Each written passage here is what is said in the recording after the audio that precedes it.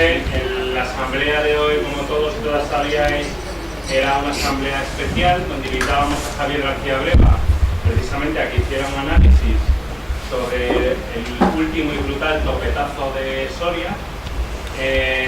Después nos toca tratar 2 o 3 temas de manera liviana, porque el elemento central de toda la asamblea pues es la intervención de Javier. Si os parece, dejamos que él intervenga y luego entramos a hacer comentarios y preguntas. ¿Vale? ¿Cuánto tiempo me dais? ¿Cuánto?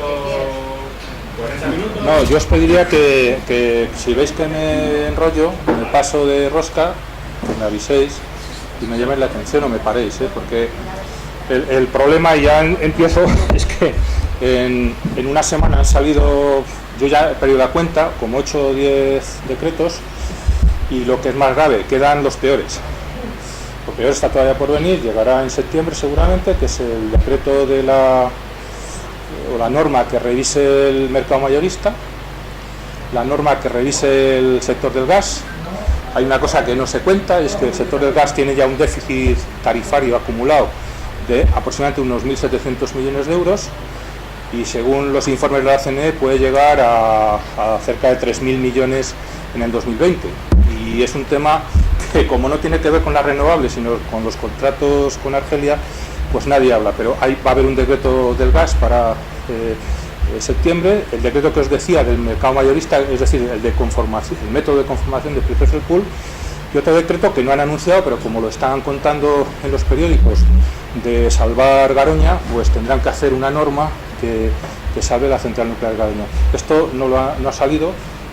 Yo no he podido ver los que han salido en este último fin de semana, pero lo que yo quería contaros con la mayor brevedad posible, que no va a ser posible. Javier, ¿te vas a tener un poquito más alto? Gracias. Yo me voy a centrar sobre todo en el Real Decreto Ley 9/2013 de medidas urgentes para garantizar la estabilidad financiera del sistema eléctrico.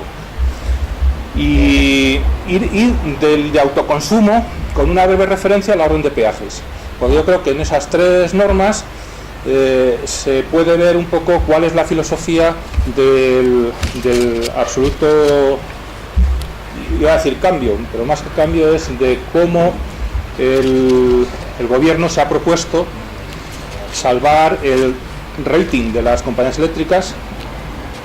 De la misma manera que va a ser mi tesis, de la misma manera que toda la sociedad española ha pagado el rescate bancario. El otro día veía una cifra de 200.000 millones de euros, es la parte de la deuda pública española que se ha dedicado al rescate bancario. 200.000 millones de euros que pagamos todos los ciudadanos de este país. Bien, en el sistema eléctrico está pasando algo parecido. Ha pasado un hecho que ha precipitado todo, que es la extraordinaria pluviometría y viento, y yo añadiría sol, que ha hecho en el primer trimestre, en los primeros meses del año 2013, que ha bajado el precio del pool con una bajada de la demanda eléctrica superior al 3%, y eso ha hecho o ha provocado una reducción en los ingresos del sistema que han sonado todas las alarmas. Sabéis, si no porque lo haya dicho Greenpeace, que la empresa eléctrica que más ha salido en los periódicos en estos últimos meses ha sido Iberdrola. Y es porque está vendiendo activos constantemente, porque necesita rebajar su deuda, porque las agencias de calificación están amenazando a las eléctricas con que va a rebajar su rating. Y esto es un hecho que realmente lo que ha provocado es esa cascada de medidas que en el fondo son medidas recaudatorias para intentar incrementar los ingresos del sistema, para que la diferencia entre los ingresos y los costes del sistema se equilibren. Bien, ese es el motivo del Real Decreto Ley 9/2013, que lo que intenta es conseguir el equilibrio definitivo del sistema eléctrico. Es decir, lo que el Partido Popular ahora quiere es descubrir la rueda. Y aquí comete un error, es que no ha analizado el fracaso de las medidas del 2012. En el 2012 aplicaron las mismas medidas, se encontraron con un déficit tarifario ante el cual decidieron: vamos a subir los peajes, es decir, vamos a subir el recibo de la luz, vamos a parar las renovables, vamos a hacer recortes al sistema, digamos, convencional, fundamentalmente en distribución y transporte, que luego han recuperado en los decretos y en las leyes que se aprobaron a finales del 2012, y vamos a parar las renovables en seco, primero con la moratoria y luego con todo lo que ha venido después. Sin embargo, en el año 2012, mientras la desviación de las primas de las renovables con respecto a lo que había previsto la CNE fue de un 22%, la desviación del déficit tarifario en el año 2012 con respecto a las previsiones que había hecho la CNE fue de un 114%. Es decir, a pesar de esas medidas, el déficit tarifario creció 5 veces más que el coste de las renovables. Esto, evidentemente, cuando se lee el preámbulo de este Real Decreto Ley, no se advierte. Es más, hay matices que yo quiero que comprendáis muy bien. Cuando en el preámbulo se habla de esta ellos llaman la última reforma, yo digo que es la penúltima, porque no les va a seguir creciendo el déficit tarifario. Hablan de que la génesis del déficit tarifario empezó en el año 2004. Es decir, que el déficit tarifario no lo creó como se creó en el año 2002 el acuerdo que firmaron en aquel momento Rodrigo Rato y las eléctricas, sino que se creó ya en el 2004, cuando gobernaba ya el Partido Socialista. Es decir, parece que el déficit tarifario lo ha inventado el gobierno del PSOE y no se originó en el 2002. En el 2002 ocurrieron dos cosas. Primero, se establece la fórmula, que es una fórmula contable del déficit tarifario, para, por decisión política, no subir el recibo de la luz, y las diferencias de los costes de generación con respecto a la subida del recibo de la luz las reconocía el gobierno, y ese reconocimiento hacía que las eléctricas fueran a los bancos, que los bancos adelantaran ese déficit tarifario a las eléctricas, de manera que las eléctricas podían contabilizar en sus balances ese déficit tarifario como ingreso. Eso es un artificio contable, es la economía vudú de la época de Reagan, Thatcher, etcétera, aplicada al primer gobierno del Partido Popular en el año 96. Evidentemente esa fórmula entra en crisis por la subida del precio del crudo, del petróleo y del precio del gas, que va asociado al del petróleo, y por la crisis financiera que llega en el año 2008. Y esa crisis financiera lo que hace es que los bancos ya no pueden adelantar el dinero del déficit tarifario a las eléctricas, con lo cual, a partir del año 2009, ese déficit tarifario se convierte en deuda pública. Al convertirse en deuda pública, es decir, en deuda que ya pagamos todos los contribuyentes y consumidores de electricidad, al ser deuda pública, ya en el balance de las eléctricas no consta como ingreso, sino como deuda. Es decir, entra en su pasivo y no en su activo, con lo cual, a partir del 2008, este mecanismo entra en barrena y ninguno de los gobiernos del PSOE ni del PP ha querido modificar esto, y nos hemos encontrado en una situación que no se contempla o no se analiza en ese preámbulo del Real Decreto Ley 9/2013. Pero se olvidan de otra cosa, que en el año 2002 se aprueba la planificación gasista. Esto me lo habéis oído contar muchas veces, pero es una de las claves de las que tampoco nadie habla, y es que en el año 2002 se aprueba una planificación de infraestructuras de gas, que en el documento que se aprueba y que está en el Ministerio, publicado en el Ministerio de Industria, pues se prevé la instalación de cerca de 40.000 nuevos megavatios de ciclos combinados de gas a través de unos entre 60 y 80 proyectos, en régimen liberalizado. ¿Qué quiere decir eso? En régimen que cualquier empresa podía hacer los ciclos combinados que quisiera, donde quisiera, como quisiera y cuando quisiera. Y entonces todas las empresas eléctricas se dedican a invertir en ciclos combinados. Con lo cual llegamos al año 2008, donde se produce la crisis económica, y a partir de ahí la política energética o la no política energética no ha querido ver los impactos de la crisis en el sistema eléctrico, no han tomado ninguna medidas, y entonces esa déficit o esa fórmula contable del déficit tarifario que se crea en el año 2002 se convierte en una verdadera bola de nieve.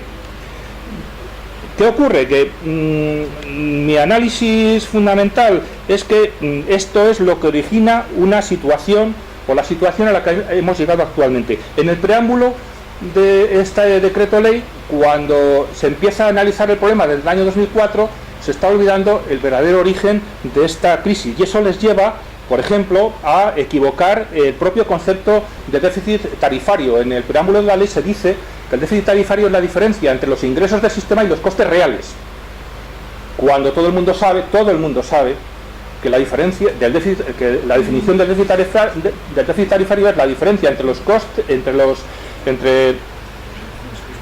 los ingresos del sistema y los costes reconocidos, es decir, los costes regulados, es decir, los costes que el regulador, el ministro de Industria, la CNE, ha querido reconocer a las eléctricas. Por ejemplo, pues lo que nos cuesta la gestión de los residuos del jamón. Por poner un ejemplo que nadie conoce, pero que los pagamos en el recibo de la luz. Entonces, el regulador ha querido que un montón de costes de todo tipo y de todo orden pues se metan entre los costes regulados, y esos son los costes reconocidos del sistema, no son los costes reales. Los costes reales no se conocen.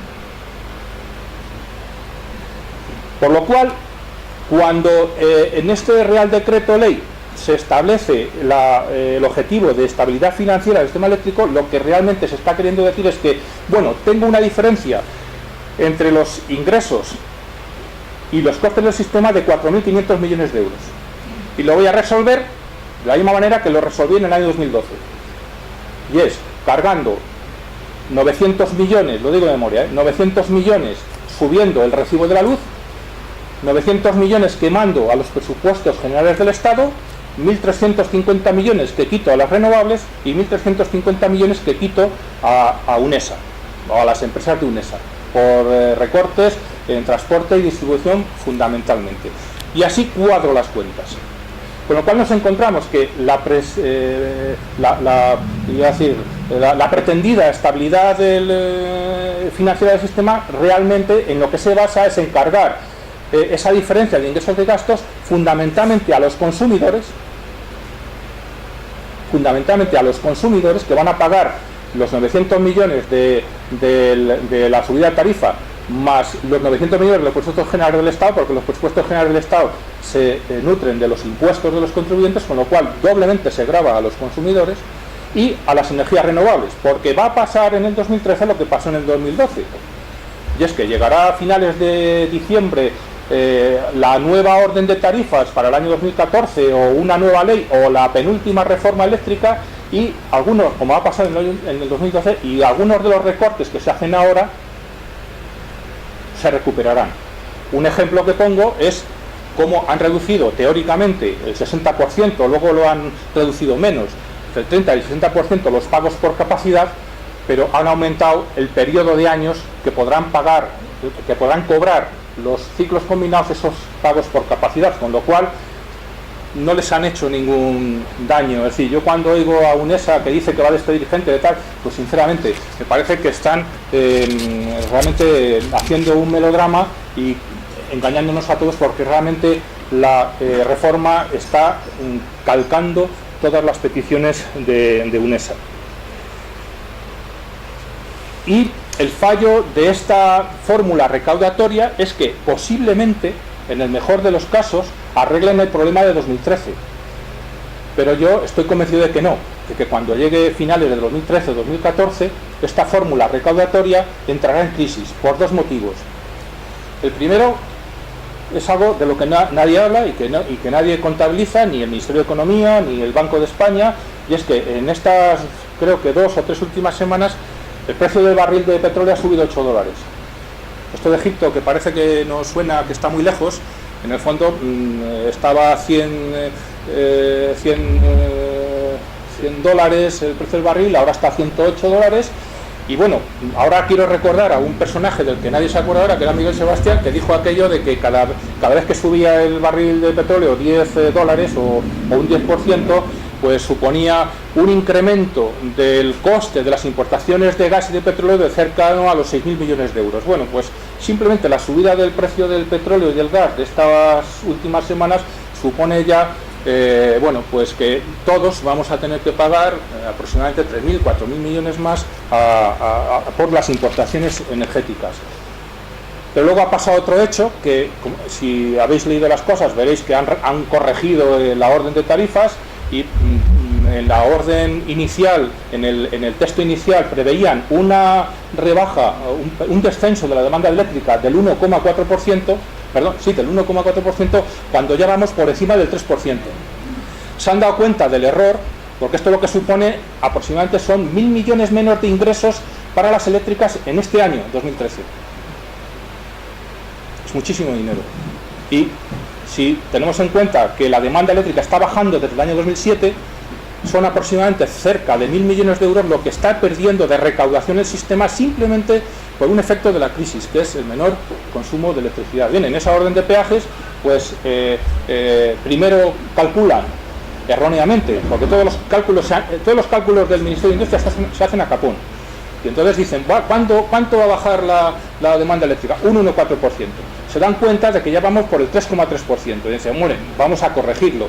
Hacen una corrección de la orden de tarifas y lo dejan en el 2,4%. Bueno, todavía vamos por el 3 y pico %. Es decir, todavía la demanda eléctrica va a bajar más de lo que ha presupuestado el gobierno. ¿Eso qué quiere decir? Pues que otra vez nos podemos encontrar, y son datos, la CNE calculaba que este año, por la bajada de la demanda eléctrica, el sistema puede perder unos 750 millones de ingresos.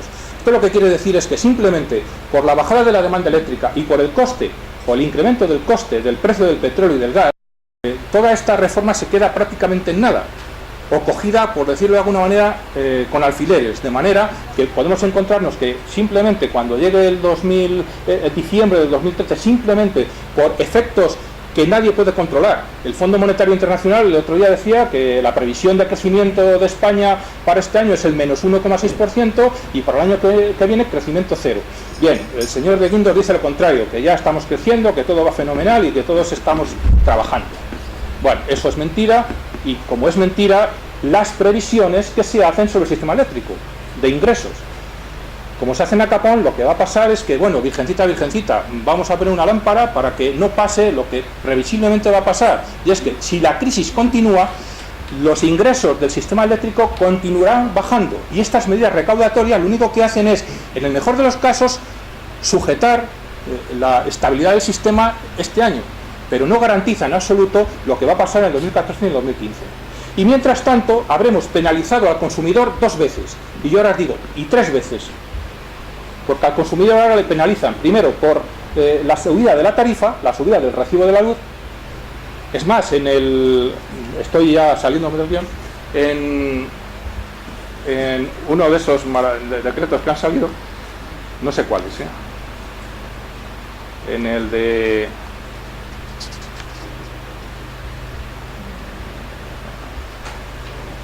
En la nueva ley del sistema eléctrico, lo que ya dicen es que los peajes se podrán revisar trimestralmente y cuando la situación lo requiera. El propio Partido Popular, que dijo qué mal lo ha hecho el PSOE, que solamente se revisaba cada semestre, me parece, solamente el Partido Popular aprueba que solamente se iban a revisar los peajes una vez al año. Y ahora ya han cambiado de opinión, lo vamos a revisar por lo menos una vez al trimestre y cuando haga falta. Porque en esa ley del sector eléctrico se establece cuál es el nuevo modelo de ingresos o de garantizar los ingresos del sistema eléctrico. Y el modelo que establece en esa ley del sector eléctrico, no iba a hablar de ella, pero el modelo que se establece es que el sistema eléctrico se va a nutrir de lo que pagan los consumidores en los peajes y en el recibo de la luz y de los presupuestos generales del Estado. Y aquí entramos en una clave que además ha hecho que las empresas de rating han rebajado la calificación de las eléctricas, no han rebajado, no han rebajado. Están estudiando la rebaja del rating de las eléctricas. ¿Por qué? Porque, como sabéis, el año pasado, esto viene de antes, el ministro Sebastián lo intentó también Soria el año pasado, de cargar a los presupuestos generales del Estado casi hasta 4.000 millones de euros. Claro, ha llegado Montoro y ha dicho, por aquí no. Pero no es Montoro quien decide el presupuesto lo decide la Comisión Europea. Los hombres de negro que decía lo decide un señor que no hemos votado nadie y que jamás votaremos porque es finlandés y se llama Olli Rehn, y con ese nombre nadie le votaría en este país. Y este señor es el que decide los presupuestos. Y este señor ha dicho, como España no va a cumplir ni los objetivos de déficit del 2013, ni los del 14, ni los del 15, no se pueden incrementar los presupuestos de gastos, todo lo contrario, hay que recortar, hay que hacer ajustes, con lo cual es muy difícil, yo diría que casi imposible que ese desequilibrio del sistema eléctrico se pueda compensar con partidas de gasto en los presupuestos generales del Estado. Es prácticamente imposible. Con lo cual, de alguna manera, el propio gobierno se está haciendo trampas a sí mismo, porque realmente, creyendo en este Real Decreto Ley que van a encontrar, como decía al principio, la rueda, van a inventar la rueda, descubriendo el sistema, el método de garantizar la estabilidad definitiva del sistema financiero, decía la vicepresidenta, esta será la última reforma eléctrica. ¡Qué ingenua! Yo digo que es la penúltima y me considero un optimista. Yo creo que va a haber, si las cosas no cambian, va a haber este mismo año habrá una reforma antes de que acabe el año, y para el año que viene habrá sendas reformas, porque el déficit, si la crisis continúa, el déficit el déficit tarifario va a aumentar. Y este es uno de los grandes errores el primero que han cometido, el segundo viene ahora. El primero es no haber tenido en cuenta el impacto o los impactos de la crisis económica en el sistema eléctrico, que yo he descrito algunos, que son la bajada de la demanda eléctrica, que yo considero ya que es un fenómeno estructural. El modelo de negocio energético de las eléctricas españolas se basa en que el consumidor consuma cada vez más, y consuma cada vez más hidrocarburos importados. Con la crisis económica ese modelo ha entrado en barrena, y sin embargo insisten. Por lo tanto, de verdad que esta reforma está llamada pues prácticamente al desastre. Pero hay otro error de fondo que se dice en el preámbulo de este Real Decreto Ley, y es que todos los desequilibrios del sistema se han producido por las renovables. Y aquí no hay duda ni hay matices. En el autoconsumo luego os diré una cosa muy graciosa, pero en el preámbulo de este Real Decreto no hay medias tintas. La culpa de estos desequilibrios ha sido la entrada de las renovables. Y yo aquí siempre me vais a permitir que repita cosas que yo digo siempre, pero como soy la voz que clama en el desierto, pues a ver si lo repetimos todos. Si haciendo un análisis histórico podemos ver que desde que en el año 2009, incluso en el 2008, con el primer decreto del 2008, el fotovoltaico, el 1578, pero a partir del año 2009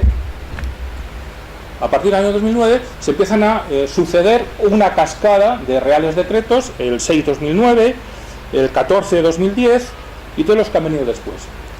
Yo observé una cosa, yo me leo los periódicos y entonces cuando el Partido Socialista aprueba el Real Decreto 14-2010, donde hace la limitación retroactiva de las horas a la fotovoltaica, al mes siguiente, porque fue en diciembre, en enero subió la luz un 10%, así, cataclás. Y entonces la CNE hace un informe, y en el informe la CNE dice la luz ha tenido que subir un 10% por dos fenómenos. Uno, las ayudas al carbón, y el segundo, el carácter inflacionista de las subastas de la CESUR. Y esto lo dice la CNE cuando dice, ¿por qué ha subido la luz? Pero no habíamos recortado más de 4.400 millones de euros a las renovables en el Real Decreto 14-2010, en diciembre de 2010, pues sube la luz un 10%. Pero este aquí, que llega el Partido Popular en enero del 2012, dos años después, y sube y aprueba la moratoria renovable, el Real Decreto Ley 1-2012. Joder, y en el primer semestre del 2012 sube la luz otro 8, 9 o 10%. Y yo, que sigo leyendo, pues veo que la Comisión Nacional de la Energía dice que ese incremento de la luz, del recibo de la luz, se había debido a la baja demanda, es decir, al descenso del consumo de electricidad y al incremento de los costes extrapeninsulares.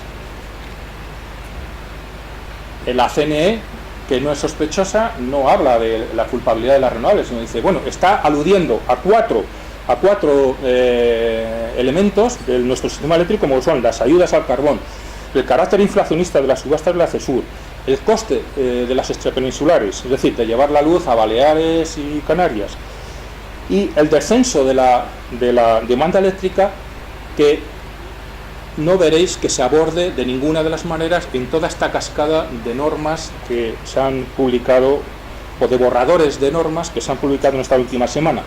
La CNE también habla de otro fenómeno, que es la sobrecapacidad del sistema gasista. Es la Comisión Nacional de Energía la primera, y la Fundación Renovables también lo dijimos una vez, que empieza a decir que hay que cerrar centrales de gas. Es la CNE quien lo dice. Es decir, la CNE está abundando en una serie de elementos que están gravando los costes reconocidos del sistema eléctrico que en esta reforma no se tocan. Por lo tanto, no son las renovables, sino son todos estos costes reconocidos que se han ido acumulando año tras año y que no han sido tocados, sino que han sido siempre incrementados. Porque abordar la bajada de la demanda eléctrica solo se ha abordado con medidas recaudatorias, es decir, que el consumidor consuma más y si no, que lo pague, subiendo los peajes. Pero luego hay otro análisis que a mí, volviendo otra vez a lo que ha pasado en el año 2013, estoy hablando de elementos que están en el preámbulo, o que se citan en el preámbulo del Real Decreto Ley 9/2013, no estoy haciendo un discurso mío. En este preámbulo se hace un análisis de lo que ha pasado en el año 2013. Y yo resulta, pues estoy loco. Digo, Javier, te has equivocado de cabo a rabo. Porque lo que dice el redactor de este preámbulo dice que este año, 2013, ha llovido mucho, ha hecho mucho viento, sobre todo se ha incrementado excesivamente la producción eólica, y esto ha producido una bajada del precio mayorista de la electricidad, es decir, ha bajado el precio del pool, y añadido al efecto del menor consumo eléctrico, es decir, de la bajada de la demanda eléctrica, ha hecho que el sistema haya perdido muchos ingresos. Y esa es la fundamentación para luego culpar a las renovables y decir, vamos a machacar las renovables porque realmente si hace mucha lluvia y hace mucho viento, estamos perdidos. De hecho, hay unas declaraciones del consejero delegado de Gas Natural en el mes de marzo de este año que decía, las renovables están hundiendo el mercado eléctrico. Claro, al meter más renovables a coste cero en el sistema, el precio mayorista baja. Y esto que es un fenómeno que debería de ser positivo, que debería de ser la clave para una reforma eléctrica en profundidad, en el preámbulo del Real Decreto de Ley se ve como una gran culpa de las renovables. Y claro, yo lo digo en broma siempre, pero decir, si estos señores pudieran hacer un Real Decreto para regular la lluvia y el viento, el sistema eléctrico, la eléctrica española estarían salvados. Pero claro, esto es una imbecilidad, como es una necedad no tener en cuenta que realmente en este país periódicamente llueve, la pluviometría es muy variable y nuevamente suele hacer viento y sobre todo hace mucho sol. Y la conjunción de todos estos elementos hace bajar el precio de la electricidad. Esto que sería el gran descubrimiento de nuestro éxito, entre comillas, del modelo de renovables, aquí se considera como un error que hay que corregir. Por lo tanto, no se pueden conectar más kilovatios renovables a la red, porque entonces se hunde el mercado ¿de qué? Se hunde el mercado del carbón, del gas y de la nuclear. Bien, como os he dicho antes, el déficit se va a disparar. Por mucho que diga la vicepresidenta que es la última reforma, será seguramente la penúltima o la antepenúltima, porque a mí me duele decirlo, la crisis es más profunda de lo que piensa el señor de Guindos y el crecimiento económico depende de cosas que ni siquiera ellos mismos controlan, como es el precio del crudo, el precio del gas, los contratos de gas de nuestras empresas con Sonatrach y, como he dicho antes, solamente la subida del precio del petróleo y del gas y seguramente el efecto estructural, repito, estructural de la bajada del consumo de electricidad va a producir que el desfase entre ingresos y costes del sistema se siga manteniendo. Esta es la conclusión de todo lo que os estoy diciendo. El problema no es un problema de recaudación, es un problema de modelo energético. Y ahí, evidentemente, el Real Decreto Ley no entra en absoluto. Hay errores, con esto voy a acabar esta primera parte, hay errores que yo creo que hay que destacar. A mí siempre me ha llamado la atención cómo se aplica la retroactividad por parte de este gobierno. Cómo la retroactividad siempre es positiva para las nucleares. Es decir, el caso de Garoña, a mí no estoy hablando de un tema pronuclear o antinuclear, es simplemente, si a unos inversores y a una inversión se le aplica una retroactividad positiva, no hay ninguna razón para aplicar esa retroactividad negativamente para otro sector como pueda ser el de las renovables. Es decir, el tema de Garoña a mí me indigna, no porque yo quiera o piense que hay que cerrar Garoña, sino porque a una inversión que se hizo en unas condiciones legales que establecían un beneficio hasta los 40 años, ahora gratuitamente se pretende incrementar o aumentar exponencialmente ese beneficio 20 años más, sin condiciones. Eso es retroactividad, porque está cambiando las condiciones en las que se hizo aquella inversión, pero es retroactividad positiva, porque se les da un pastón. ¿Por qué se aplica la retroactividad positiva en el caso de la central nuclear de Garoña y se aplica negativamente en el caso de las renovables? Porque las renovables es lo mismo. Unos inversores hicieron una inversión con unas condiciones aprobadas, publicadas en el BOE, y ahora unilateralmente esas condiciones se echan marcha atrás con una penalización económica, con una inseguridad jurídica total y con una falta, digamos, de respeto a las propias normas que se ha dictado el Estado y a las propias normas que ha dictado la Unión Europea, simplemente porque se necesita que estas otras tecnologías nucleares, gran hidráulica, gas, perciban una retribución que nadie les garantizó porque se hicieron esas inversiones en un régimen liberalizado, como se han hecho todos los ciclos combinados de gas, en un régimen liberalizado. Cuando dicen esto de cada palo aguante su vela, pues yo digo lo mismo. Y esto, de verdad, me parece fundamental, esta aplicación, yo la llamo ideológica, de la retroactividad, para unos de una manera y para otros de otra manera. Yo creo que eso es absolutamente, ya no injusto, sino realmente inmoral. Luego hay otro error, y es que realmente lo que se está planteando es el mantenimiento o la defensa de los ingresos de un mix energético determinado. Es un mix que viene de muy atrás, yo creo que antes incluso de la ley del sector eléctrico del 97. Es un mix basado fundamentalmente en el consumo de hidrocarburos. Es decir, hay que consumir fuentes energéticas normalmente o en su inmensa mayoría importadas del exterior, gas, carbón, petróleo, fuel, y de lo que se trata es un poco de seguir, por decirlo de alguna manera, estableciendo garantías para que ese mix se mantenga en el tiempo durante muchísimo tiempo. ¿Qué ocurre? Que al introducir las renovables, pues las renovables no se introducen por capricho. Alguien puede decir, es que esto ha sido un grano que le ha salido a alguien y dice, vamos a hacer renovables. No. El objetivo de renovables está aprobado por una ley del Partido Popular, que es la ley del sector eléctrico del año 97. El objetivo de que en España el 12% de consumo de energía primaria fuera de origen renovable en el año 2010, el 12% en el 2010 es un objetivo que está aprobado en la ley del sector eléctrico del año 97. Es decir y esas inversiones se hacen en un régimen, así como el régimen del gas ha sido liberalizado, en un régimen intervenido. Es decir, las renovables se han hecho con una regulación totalmente intervenida al 100% por el regulador. Yo siempre que hablo del regulador hablo del gobierno.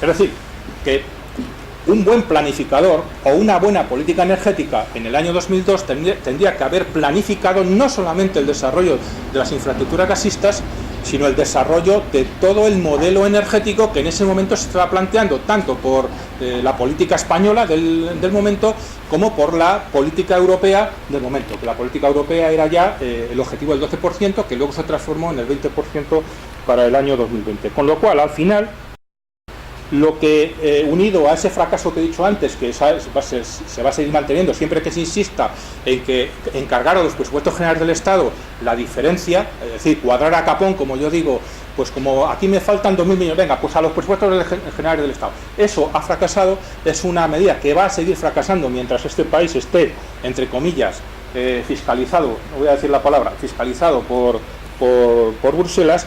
Pues evidentemente ese fracaso va a hacer que las cuentas del sistema eléctrico sigan sin cuadrar durante mucho tiempo. Pero con esto se incrementa la vulnerabilidad de España. Se incrementa por una razón, porque lo que ha pasado es que en estos últimos años, desde el año 2008 acá, el coste de las importaciones de gas a España ha crecido un 93%. y si tenéis facturas de gas, si sois consumidores de gas, hacerla, bueno, hay que ser muy tonto para estar almacenando todas las facturas de gas, pero podéis comprobar fácilmente que el precio del gas ha subido un 93% en los últimos 4 o 5 años y va a seguir creciendo, porque os hablaba al principio de mi intervención el déficit de la tarifa de gas, que es un déficit importante ya y que va a seguir creciendo, y el origen de ese déficit nadie lo conoce, porque nadie conoce los contratos de gas que tienen las empresas gasistas españolas con Sonatrach. Por lo tanto, realmente el coste verdadero que habría que comparar para analizar nuestro sistema eléctrico es qué nos cuesta la dependencia energética y qué nos costaría la independencia energética con más renovables. No me voy a enrollar más porque quiero hablar del consumo, pero bueno, simplemente insistir en una cosa que a mí me chocó, pero luego ya leyendo los periódicos, porque aquí la información tampoco abunda, pero a mí me sorprendió que no tocaban el mercado. Es decir, están tocando un montón de palillos, pero no tocan el sistema de conformación de precios del pool, por ejemplo, ni el tema de internalización de costes, y tal. Aquí algo está pasando, es decir, no tocan el mercado. ¿Por qué? Porque eso no lo quiere tocar nadie, a no ser que UNESA mañana diga hay que tocarlo. Sin embargo, han anunciado un decreto donde quieren tocar el mercado mayorista, que es eso, el precio del pool, que es el que determina el precio de la electricidad en España. Quieren sacar un decreto para mayo, quieren sacar un decreto sobre el gas, porque el gas algo tienen que hacer. El problema del gas es que no sé si tengo por aquí datos.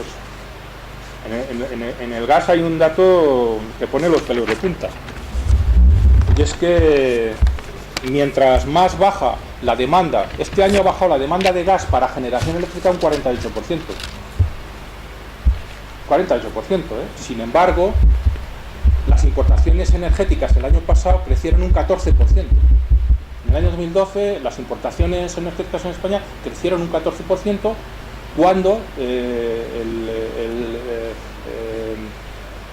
la balanza comercial había mejorado en un 33%, es decir, mejora la balanza comercial, pero la parte de la balanza energética sigue creciendo, porque evidentemente los precios del gas y del petróleo están subiendo por factores geopolíticos que no cabe añadir, que no cabe explicar aquí, pero que curiosamente, si está bajando el consumo de gas y crecen las importaciones energéticas, yo lo defino con un embudo que lo vamos llenando de gas, pero resulta que la base está cerrada, con lo cual está rebosando. Y yo lo digo, ahí en este país nos sale el gas por las orejas.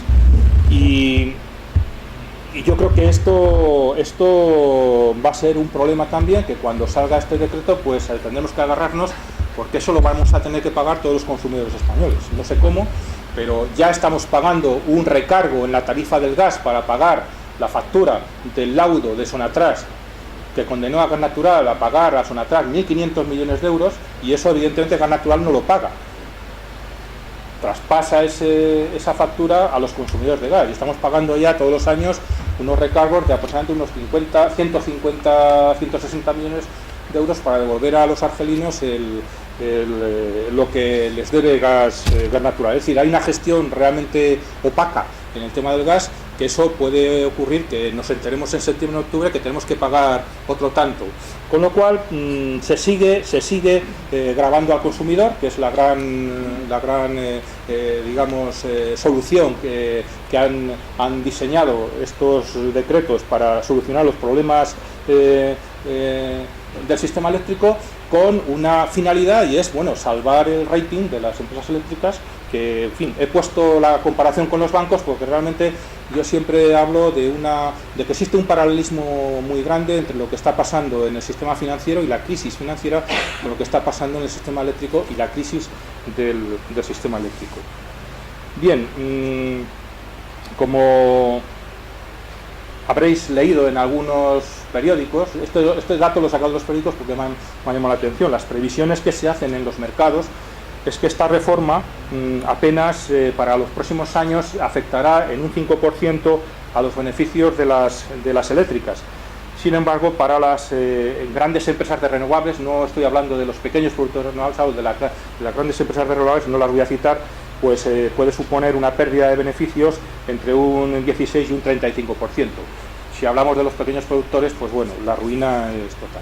Bien, quiero hacer una referencia a la orden de peajes, porque todo esto que os he dicho tiene una traducción muy visual en la orden de peajes. Es decir, todo esto en qué se traduce, digamos, al ciudadano de a pie. Bueno, pues al ciudadano de a pie se traduce primero en la orden de peajes y luego en la de autoconsumo. La orden de peajes es muy sencillo. Como lo que necesitan es recaudar para que las eléctricas tengan garantizada su retribución, pues y está descendiendo el consumo, ¿qué se hace? Se incrementa más el término de potencia en el recibo de la luz. Es decir, se incrementa un 72% en la tarifa más común, un 72% del término de potencia, y se rebaja la parte variable que depende del consumo. Esta filosofía es terrible, porque esto lo que hace es que elimina cualquier posibilidad de hacer atractivo o de hacer, por decirlo de alguna manera, interesante al consumidor la eficiencia energética. Es decir, ¿para qué voy a ahorrar energía si a mí por lo que me van a cobrar es por el término de potencia? Con lo cual se han cargado la eficiencia energética, y con esto se abre la puerta a que el peaje que van a cargar al autoconsumo prácticamente lo hacen inviable económicamente y falto de atractivo. Es decir, ¿cómo vas a poner autoconsumo si te van a clavar un peaje que prácticamente va a hacer de eso una ruina? Pero en esta orden de peajes yo encuentro otra contradicción. Todo este modelo de las eléctricas necesita un pool alto. Curiosamente, las renovables en este año 2013 han bajado el precio del pool, y es lo que ha precipitado toda esta cascada de decretos. Actuemos rápidamente, que se nos arruinan aquí algunas empresas con poder. Y en esta orden de peajes a mí me ha sorprendido que cuando rectifican la orden, presentan un texto el día 15 de julio y lo sustituyen al día siguiente por otro texto donde fundamentalmente han rebajado lo que antes os decía, elevan la previsión de bajada de la demanda. La bajada de la demanda, los muy brutos habían calculado que la demanda iba a bajar un 1,4% cuando ya vamos por el 3,3%. Pero es que la previsión original del ministro en enero del 2013 era que la previsión de bajada de la demanda iba a ser del menos 0,2%.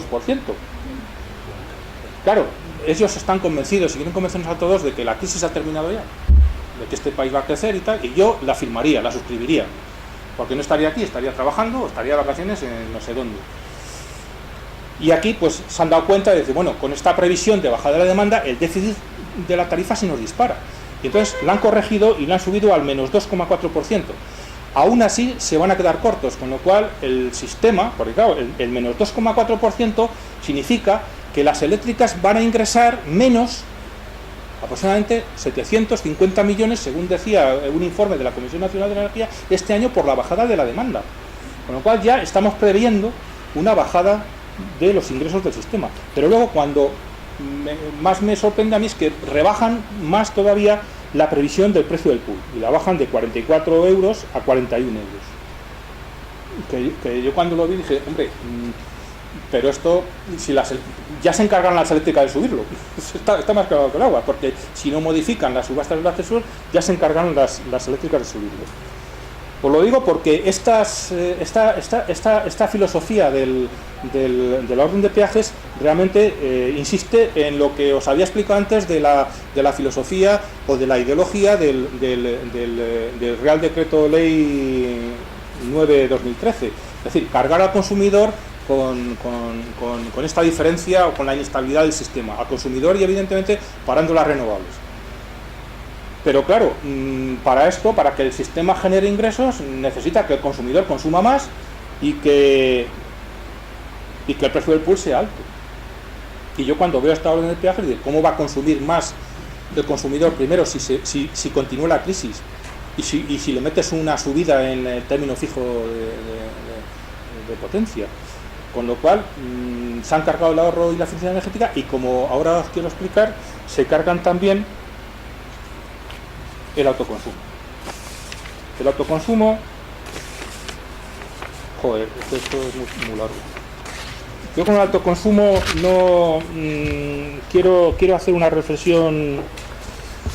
La persona que ha redactado el preámbulo pues, ha hecho un ejercicio de cinismo monumental y sobre todo un ejercicio que yo llamo de mala conciencia. Volvemos a encontrarnos, yo os pido que os lo leáis, son 2 páginas nada más, me parece, 2 o 3 páginas, pero ahí veréis que se habla muy bien de las renovables. A mí me recordaba mucho el discurso del PSOE. El discurso del PSOE era, las renovables son buenas, pero... Y aquí nos encontramos otra vez el mismo discurso. Habla bien de la generación distribuida, dice que es muy positiva y muy beneficiosa porque reduce pérdidas, dice que las renovables son lo mejor para los consumidores, pero el autoconsumo tiene que asumir la situación económica del sistema eléctrico. El autoconsumo se tiene que hacer cargo de la situación económica. Por eso tiene que pagarlo todo. No quiero, es que tengo aquí notas, pero tiene que pagar el acceso a la red, tiene que pagar la utilización de la red, tiene que pagar las inversiones en la red, tiene que pagar por vertir gratis a la red, tiene que pagar porque haya centrales de gas disponibles para que el pequeño consumidor de su casa, que no va a consumir nada más que 5 kilovatios, se quede bloqueado, y entonces necesita todo un ciclo combinado que tiene que pagar también el consumidor de autoconsumo. Sinceramente, yo con esto acabo, creo que el decreto de autoconsumo o el proyecto de Real Decreto de Autoconsumo yo lo respondería de una manera muy sencilla, es decir, oiga, si ustedes piden o exigen al autoconsumo que internalice todos sus costes,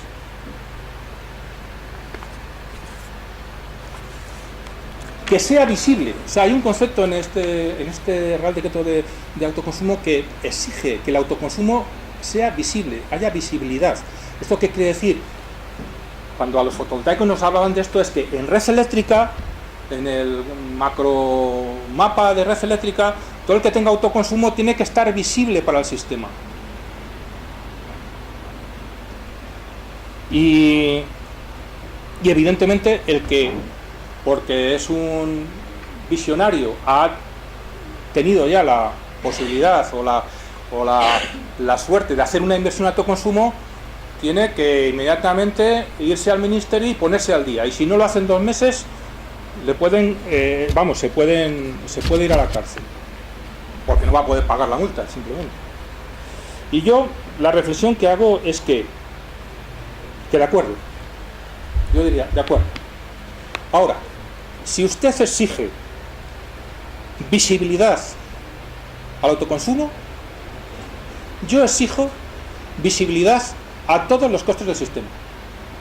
Yo quiero que se me hagan visibles los contratos de suministro de gas a este país, que se hagan visibles los costes de las nucleares, que se hagan visibles los costes del carbón, que se hagan visibles los costes de transición a la competencia, que se hagan visibles los incrementos de costes de las subastas del Accesur. Es decir, si se establece un marco para el autoconsumo, no puede ser discriminatorio. O se establece ese mismo marco a todas las tecnologías y a todas las fuentes de energía, o si no, se está haciendo una discriminación que es ilegal, que va contra las normas españolas y contra las normas europeas. Visibilidad para todo.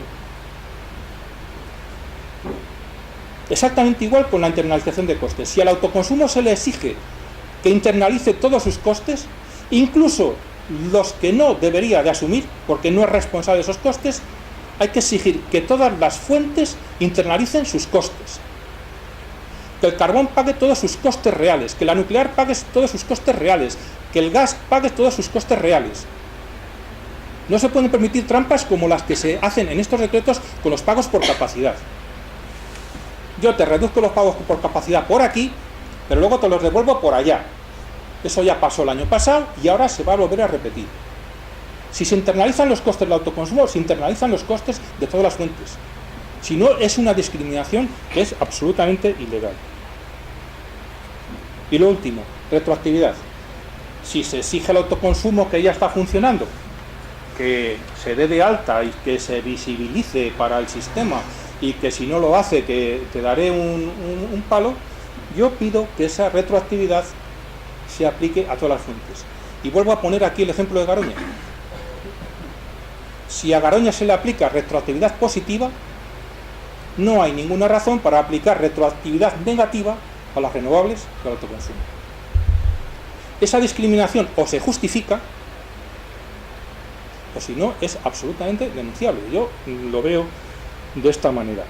Y nada más, yo creo que, os soy sincero, yo si fuera propietario de kilovatios renovables, pues a lo mejor estaría mucho más cabreado y diría cosas más fuertes. Yo hablo como observador, como ciudadano, y sé que me van a cargar, me van a penalizar 3 veces con esta reforma. Es decir, soy un consumidor, yo como todos vosotros tengo mi suministrador de gas y de electricidad y sé que me van a clavar por los peajes, que me van a clavar porque la eficiencia energética, es decir, no me va a merecer la pena hacer ninguna inversión o ningún esfuerzo en ahorrar energía, porque lo que haga ahorrando energía me lo van a cobrar en el término de potencia del recibo de la luz, y me van a clavar por tercera vez como contribuyente, porque al final la diferencia entre ingresos y costes ingresos y costes del sistema la quieren pasar a los presupuestos generales del Estado. Menos mal que aquí tenemos a Olli Rehn, que nos salvará de esta tercera penalización, pero eso lo que supondrá es que el embudo al que antes me refería irá rebosando hasta que realmente alguien, y aquí ya termino porque eso ya os lo dejo a vosotros, alguien quiera poner fin a este auténtico disparate de la penúltima reforma eléctrica del Partido Popular.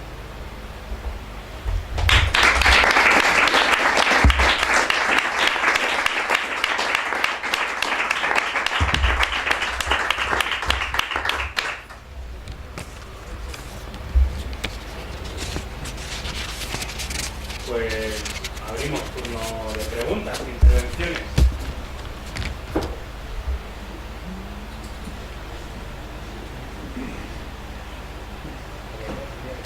Yo he leído que sería recomendable bajar la potencia.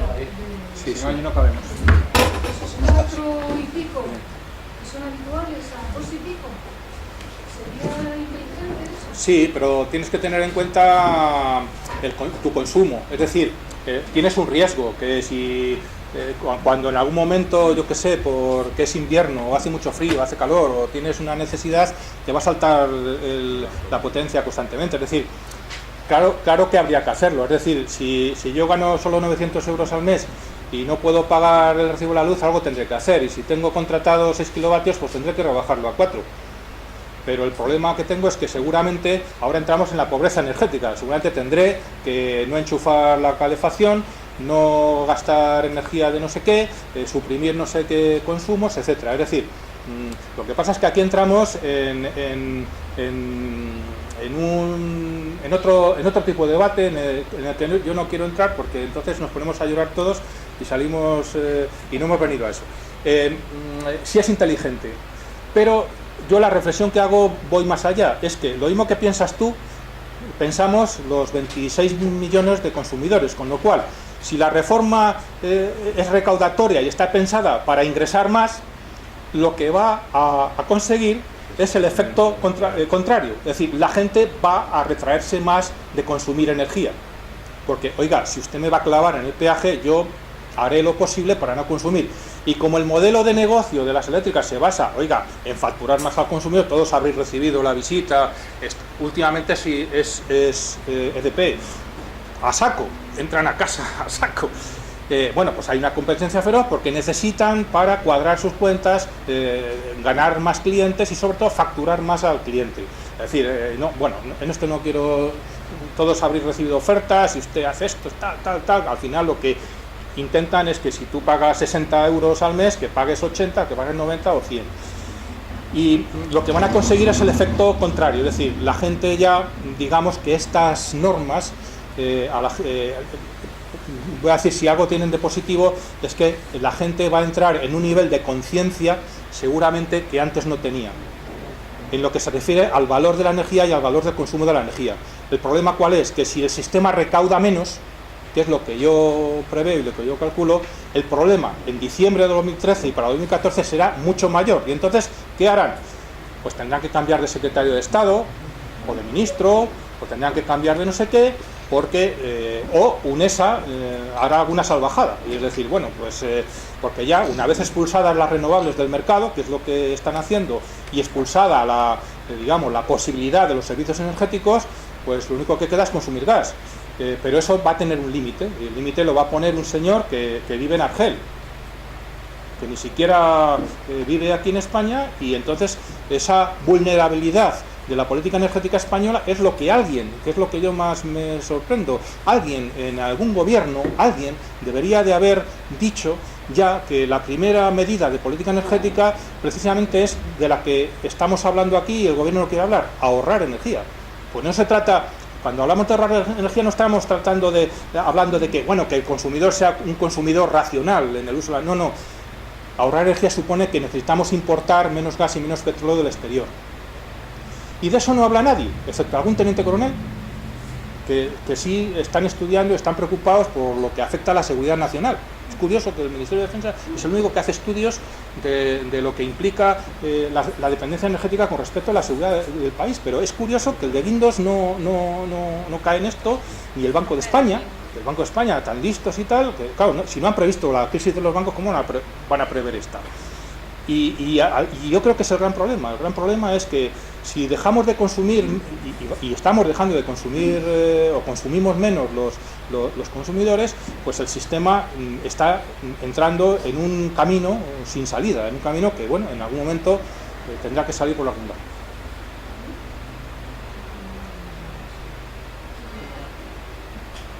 Hola, Javier. Hola, Javier. Sí, te veo. Bueno, varias cosas. Yo como anécdota, esta primavera hablé con un señor mexicano que bueno, pues tiene muchos conocimientos en el sector energético. Me decía que en México en muchos edificios no solo hay autoconsumo energético y producción de energía, sino que la que se vierte a la red no se hace gratis, sino que cobran, es decir, ganan dinero cada mes con la energía. O sea, que esperate ya es el siguiente paso. Luego, la pregunta iba más por el tema del famoso oligopolio del sector energético. ¿Qué potencia o, digamos, qué nivel pueden tener esas empresas gordas que conocemos tipo Acciona, Abengoa, Gamesa, que sí están más vinculadas directamente al sector renovable en cuanto a la fuerza que pueden hacer frente a las otras y frente al gobierno, ¿no? ¿Por qué están tan calladas o por qué no se les oye tanto como deberían? Y luego ya una tercera pregunta es si podemos tener esperanza, esperanza en el término original, ya que en este gobierno de la nación no se puede, si puede haber alguna nueva directiva europea que obligue a este gobierno a rectificar estos nuevos reales decretos que han salido. Bueno, a ver si me acuerdo, la primera, que es la que más me ha gustado, las otras son muy complicadas. La de México, mira, México es un país que tiene un problema energético grave, y sobre todo hace no sé cuántos años, pero vamos, hace 6 o 7 años, pues tuvo un problema de prácticamente desabastecimiento, y un problema gravísimo porque hay una ley constitucional que impide la actuación de inversores extranjeros en sus recursos petroleros. Y el problema es que, digamos que tienen como un plazo ya de agotamiento de sus recursos petroleros que debe estar a punto de terminar, a expensas de la explotación de los recursos del Golfo de México. Ahora ya parece que están en vías, no sé, yo creo que no lo han hecho todavía, cambiar la Constitución para que empresas extranjeras puedan invertir, porque claro, para sacar petróleo a 7.000, 8.000 metros de profundidad del Golfo de México se necesita unas inversiones muy fuertes y tecnología que no tienen, y esa tecnología pues tiene que ser americana o incluso de Repsol. Y entonces, pero luego fijaros lo que pasó con la Deep Horizon hace 2 años, y Y es decir, que eso supone mayores inversiones y sobre todo supone encarecer el precio del petróleo. Por eso esas inversiones ahora se plantean, porque el precio del petróleo, al subir por encima de los $100, inversiones que antes no eran rentables ahora sí lo son, como son esas. Pero México ya adquirió una conciencia de la inseguridad energética que tenía por la, pérdida de reservas de petróleo, con lo cual a mí esto que me cuentas no me extraña, porque realmente cuando un país, es como pasa aquí con el agua, aunque se está perdiendo también esa conciencia, desgraciadamente, pero cuando un país adquiere, oiga, que tengo unos recursos limitados, con lo cual el ahorro es un valor. Aquí en España, desgraciadamente, no hemos llegado a esa conciencia, ese nivel de conciencia. Sin embargo, en países como México o como Perú, ese concepto del ahorro de energía, y hablo de países que tienen reservas importantes de hidrocarburos, pero sin embargo están volcándose en las renovables porque saben que no se puede jugar todo a una sola carta, sino que tienen que jugar la carta de las renovables pensando en un futuro. Hay un ministro de Energía mexicano que yo le leí una frase maravillosa, que es la frase que a mí me gustaría que fuera el lema de la política energética de este país, y es que un país sin energía es un país sin futuro. Eso decía un ministro mexicano, y yo aquí diría lo mismo. España es un país que si no tiene energía no tiene futuro. ¿Y esto qué quiere decir? Cuando el ministro mexicano hablaba de energía, estaba hablando de energía autóctona. Entonces aquí en España lo que no se entiende es que un país sin energía es un país sin futuro. Y un país como el nuestro, que la única fuente energética propia que tiene, o que puede tener, o que puede utilizar abundantemente y limitadamente, son los recursos renovables, es la energía que tendría que desarrollar, porque el futuro de un país va a depender de la energía propia de que disponga. Joder, me he enrollado. Las otras dos preguntas eran la acción de Ambegoa. El peso que podían tener las empresas Pues renovables. Me vas a perdonar que casi en este tema no voy a entrar, porque no puedo. O sea, si tuviera que decirte lo que pienso, habría que apagar el vídeo. Yo simplemente, yo si quieres en privado sí te lo digo, pero vamos, yo creo que con esta respuesta creo que sabéis perfectamente lo que pienso. Seguramente yo siempre pienso una cosa, que seguramente el sector renovable tiene lo que se merece. Y la tercera pregunta era... que si podemos confiar que desde Bruselas hay directivas que obliguen a rectificar. Mira, lo de Bruselas tiene una parte positiva y otra parte negativa. Bruselas, la parte positiva, bueno, pues que hay un marco normativo europeo que en teoría obliga a los Estados miembros. Entonces eso a nosotros, a los que defendemos el cambio de modelo, nos da una gran oportunidad de que simplemente con el seguimiento de las directivas europeas podemos diseñar el cambio de modelo energético. Ahora, a partir de ahí, Bruselas o la Comisión Europea puede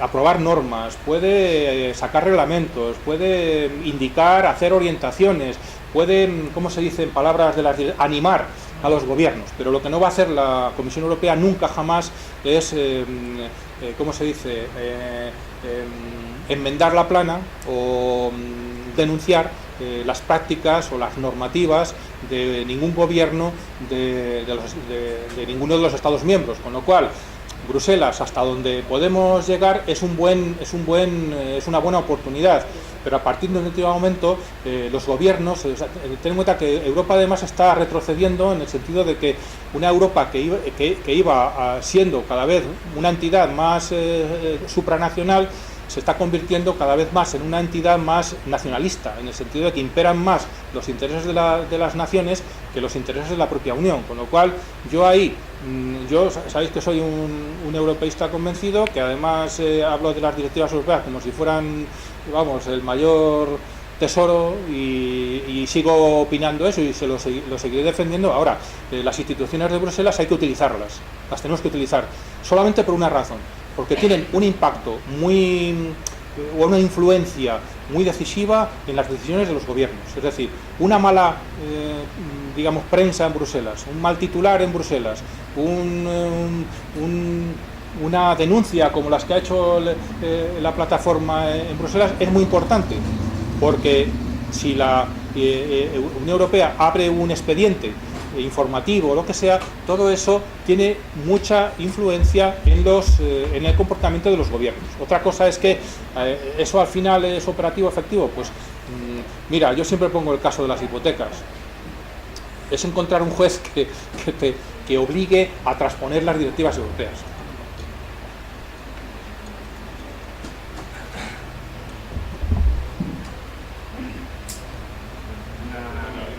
Has estado hablando desde el principio de algo que... Has estado hablando desde el principio de un elemento que para mí me parece que es clave, que es que las empresas productoras de energía o suministradoras de energía, que no son todas productoras, porque los que traen el gas, los que traen el petróleo, no son productores, simplemente son suministradores, son las que están marcando la pauta de toda la normativa legal, con un único objetivo, que es mantener su volumen de ingresos. Entonces, todas las situaciones que se puedan estar dando y que podamos incluso plantear aquí, como por ejemplo, qué salida tiene el que debiera de ser el centro de todo y quien debiera de ser el elemento catalizador donde debiéramos de concentrar no solamente nosotros, sino digamos los gobiernos, su interés, que es en el ciudadano consumidor, pues la cosa es que queda muy relativizada. Acabas de decir el tema del gas. Estáis hablando del gas ciudad. Si os pusierais a estudiar el incremento de la bombona, entonces el disparate es total. En otros ámbitos, que no son las ciudades, sino que son el medio rural, que son el medio más disperso, donde realmente la bombona es es la única fuente de energía, quitada la energía, digamos, más convencional, ahí es muy importante ese tema y lo que está suponiendo. No controlamos, no conocemos, no sabemos los precios originales, no sabemos, no controlamos, no conocemos los contratos, ni las obligaciones, ni los volúmenes, absolutamente nada. Es decir, estamos hablando de un mercado que es totalmente opaco frente a un consumidor del que de una forma u otra se quiere extraer todas sus rentas para seguir manteniendo los niveles de ingresos y por lo tanto de beneficios de unas empresas que no reconocen que tenemos que ir a un menor consumo.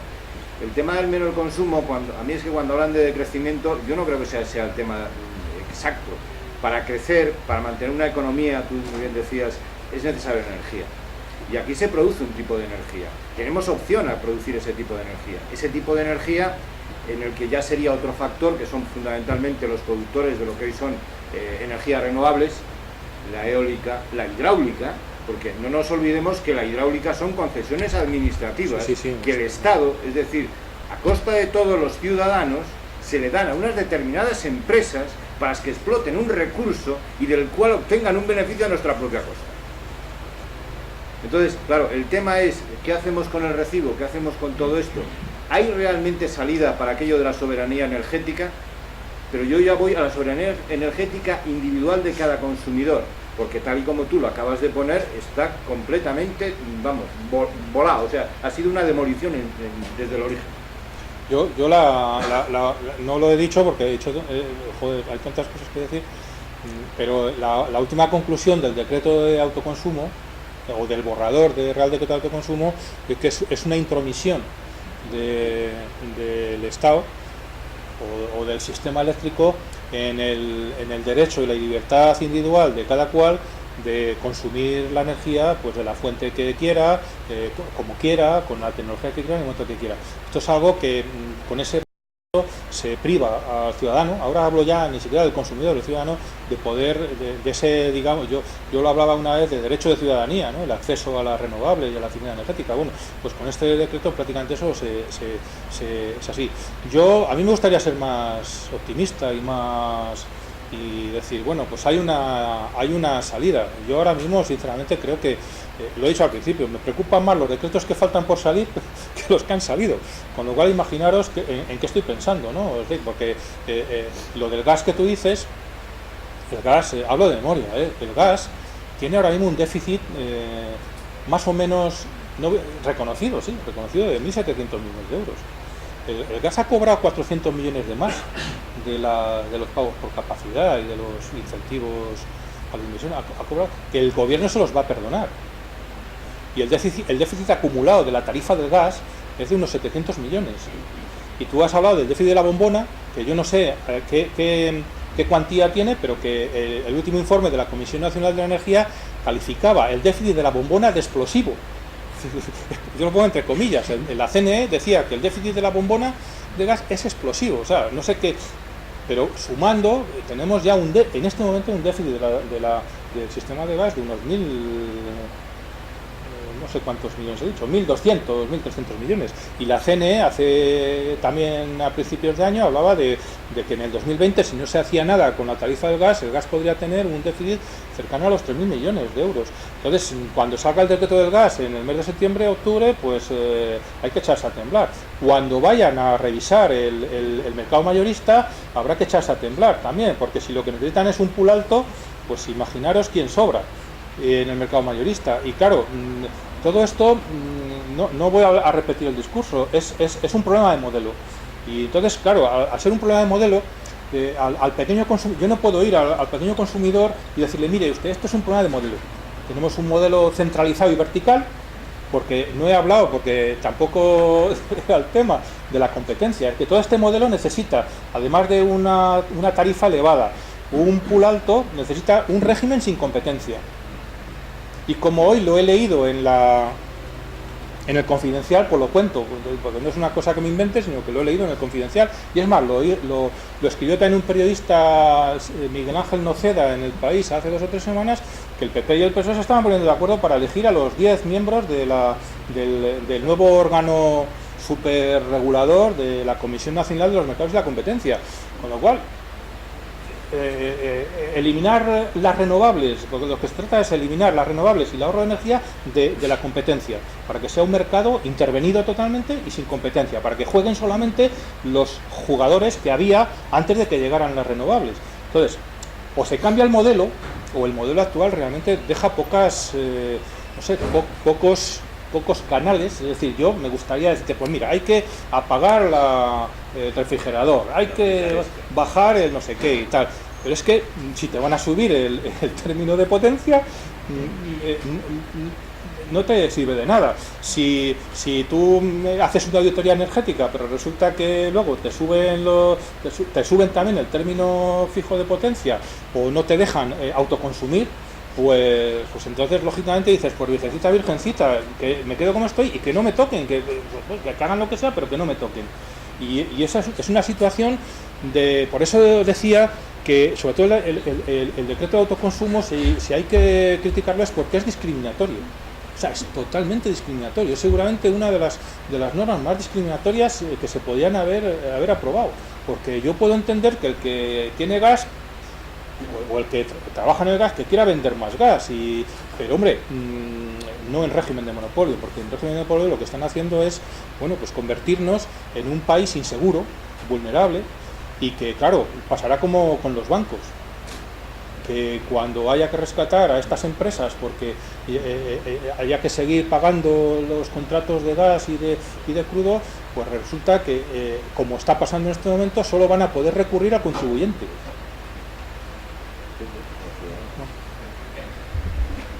Bueno, yo quería hacer una reflexión, pregunta.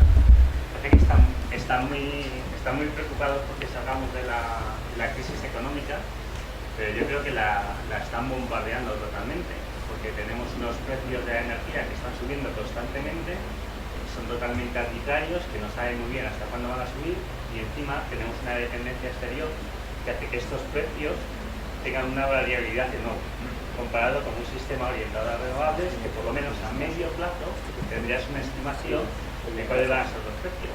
Y claro, yo me pregunto, para inversores que vayan a montar industrias en España, es una cosa que está claro que lo van a tener muy en cuenta. ¿Cuál va a ser el precio de la energía en España dentro de 2, 5, 10 años? Porque voy a hacer una inversión de cientos o miles de millones y sé que una parte de todo el coste de toda esa industria que voy a montar, en este caso en España, va a ser la energía. Y está claro que en este momento, si miro los precios energéticos en España hacia un futuro, pues veo que es una locura, porque ni siquiera puedo predecirlo, porque existe una variabilidad enorme. Todo depende de lo que ocurra afuera. Mientras que en otros países que sí que están apostando mucho más a renovables, o por lo menos recursos energéticos autóctonos, sí que ese nivel de variabilidad es mucho menor a medio plazo y por lo tanto mucho más atractivo para el exterior. Con lo cual, en cierta medida, es una pescadilla que se come la cola. porque dicen que es para regular todos los precios, todos los costes de la energía, que a su vez va a hacer que no salgamos de la crisis, va a hacer a su vez que suban más los precios de la energía y va a implosionar en algún momento dado. Claro, yo siempre lo que he defendido es que el cambio de modelo, es decir, cambiar hacia un modelo o evolucionar hacia un modelo de generación distribuida y de renovables y autoconsumo, lo que supone es no solamente cambiar el modelo energético, sino el modelo de crecimiento económico. Es decir, y esto no es una teoría que me la invente yo, que se la haya inventado, no la hayamos inventado en la plataforma, sino que te lees los informes de la Unión Europea y el primer objetivo de la política energética en Europa y de las directivas de eficiencia energética en Europa es reducir la dependencia del gas y del petróleo. Es decir, Europa, que tiene un nivel de dependencia energética del 50%, 30 puntos menos o 30 y pico puntos menos que España, resulta que su mayor preocupación es cómo reducir la factura de las importaciones de gas y de petróleo en la Unión Europea cada año. Entonces, a partir de esa premisa, elaboran toda la política energética en las directivas europeas. Y el primer objetivo, por la primera política energética europea, resulta que es la eficiencia energética. ¿Por qué? Porque ahorrando energía o haciendo un uso más eficiente de la energía, podemos reducir la factura del petróleo y del gas. Eso que para mí no es simplemente es algo racional, pues se podría trasladar también a la política económica. Es decir, hoy se vuelve a hablar de una ilusión. Hoy se vuelve a hablar de que la balanza comercial española ha mejorado un montón. Pero claro, dentro de esa balanza comercial, pues hay factores que no se analizan casi nunca, que es lo que corresponde a la balanza comercial energética. Pensar que la economía va a cambiar porque vengan más turistas, a mí no me consuela. Es decir, eso es como decir, bueno, quiero un país de servicios, pero un país de servicios también necesita consumir energía, y consumir energía eficientemente.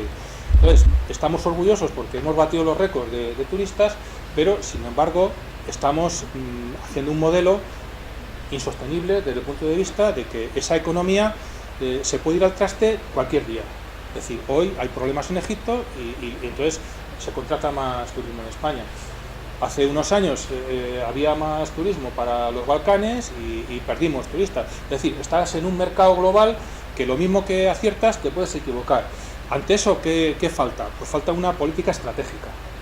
En el caso de la energía es algo que tampoco se habla ya, que es una planificación energética. Es decir, si yo sé que consumiendo más renovables bajo el precio de la luz, pues a través de ese hecho que tengo comprobado, porque lo tengo comprobado ya, fehaciente. Es más, esto se dice también en los informes de la Comisión Europea, es decir, en Europa se plantea la Comisión Europea hacer más renovables porque bajan el precio mayorista de la energía. Entonces, ese hecho que ya está comprobado debería de ser la base de decir, bueno, pues sabiendo que si consumo más gas soy más vulnerable, que consumiendo más energía renovable resulta que soy menos vulnerable, y que encima, que esto es lo que más me duele, o sea, en este país hay un lema que no está escrito, pero que se publica todos los días en los periódicos: es muerte al conocimiento. No nos importa que haya 10.000 universitarios menos, no nos importa que haya 22.000 profesores menos, no nos importa que la cultura se vaya a la mierda en este país, no nos importa nada el que desaparezcan los oídos públicos. Y yo creo que esa minusvaloración del conocimiento es condenar a este país al atraso. Y dentro de lo que sería, porque claro, tú has dicho, cuando yo te decía, pero ¿qué industria va a venir a invertir aquí? A no ser que sea el modelo Eurovegas. Claro, si ese es el modelo de crecimiento económico que queremos para nuestro país, evidentemente, viva el gas, el carbón, el petróleo y toda la contaminación atmosférica del planeta que se reúne aquí a alimentar un modelo absolutamente especulativo y contaminante. Pero si aspiramos a un futuro, ese futuro y un futuro que sea sostenible, evidentemente lo tenemos que plantear en otras bases. Y esas bases no las va a dar ni la industria que tú decías, ni la energía renovable, la va a dar el conocimiento. ¿Y qué es lo que ha aportado las renovables a España? Fundamentalmente conocimiento, tecnología nacional, industria nacional.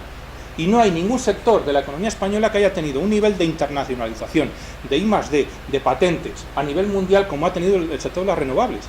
Despreciar ese conocimiento me parece una torpeza, una falta de responsabilidad, una negación de decir, bueno, queremos un país realmente... El ministro de Industria, yo me acuerdo que hace unos meses dijo una frase monumental, que a mí me encantó, queremos reindustrializar España. Claro, y al final aprueban unos presupuestos generales del Estado donde todo lo que ha pedido el señor Adelson se lo concede. Todo lo que ha pedido la industria renovable y la industria de los servicios energéticos para prosperar, se le niega. Y ya no hablemos de las universidades y de todo lo que de la investigación del I+D tal, porque vamos, tirar por la borda el conocimiento en este país es realmente una política de irresponsable en este sentido. Entonces, cuando tú dices esto, dices, bueno, pues ¿quién va, digamos, qué industria puede venir aquí que no sea la industria del ocio y de los servicios?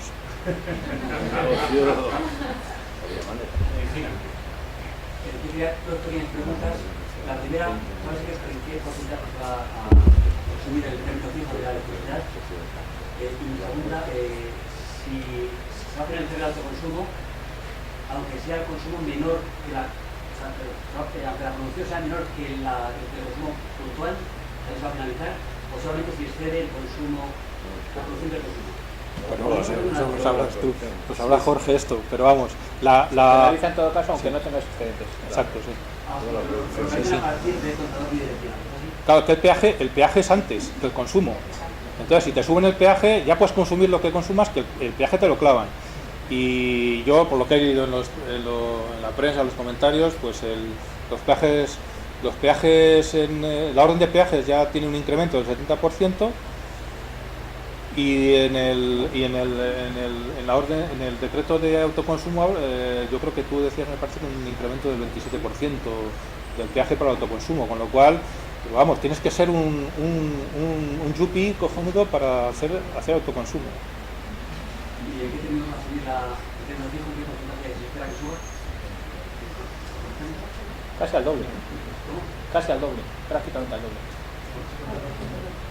Que hay un concepto que, perdona la interrupción, que esta gente que habla, pues claro, habla por ejemplo de la visibilidad de los productores, pero a nivel incluso muy particular, muy básico. En realidad la visibilidad yo lo entiendo como date de alta que te vamos a cobrar. Sí, eso. O sea, claro, el término, las palabras, claro, son un elemento de comunicación muy fuerte.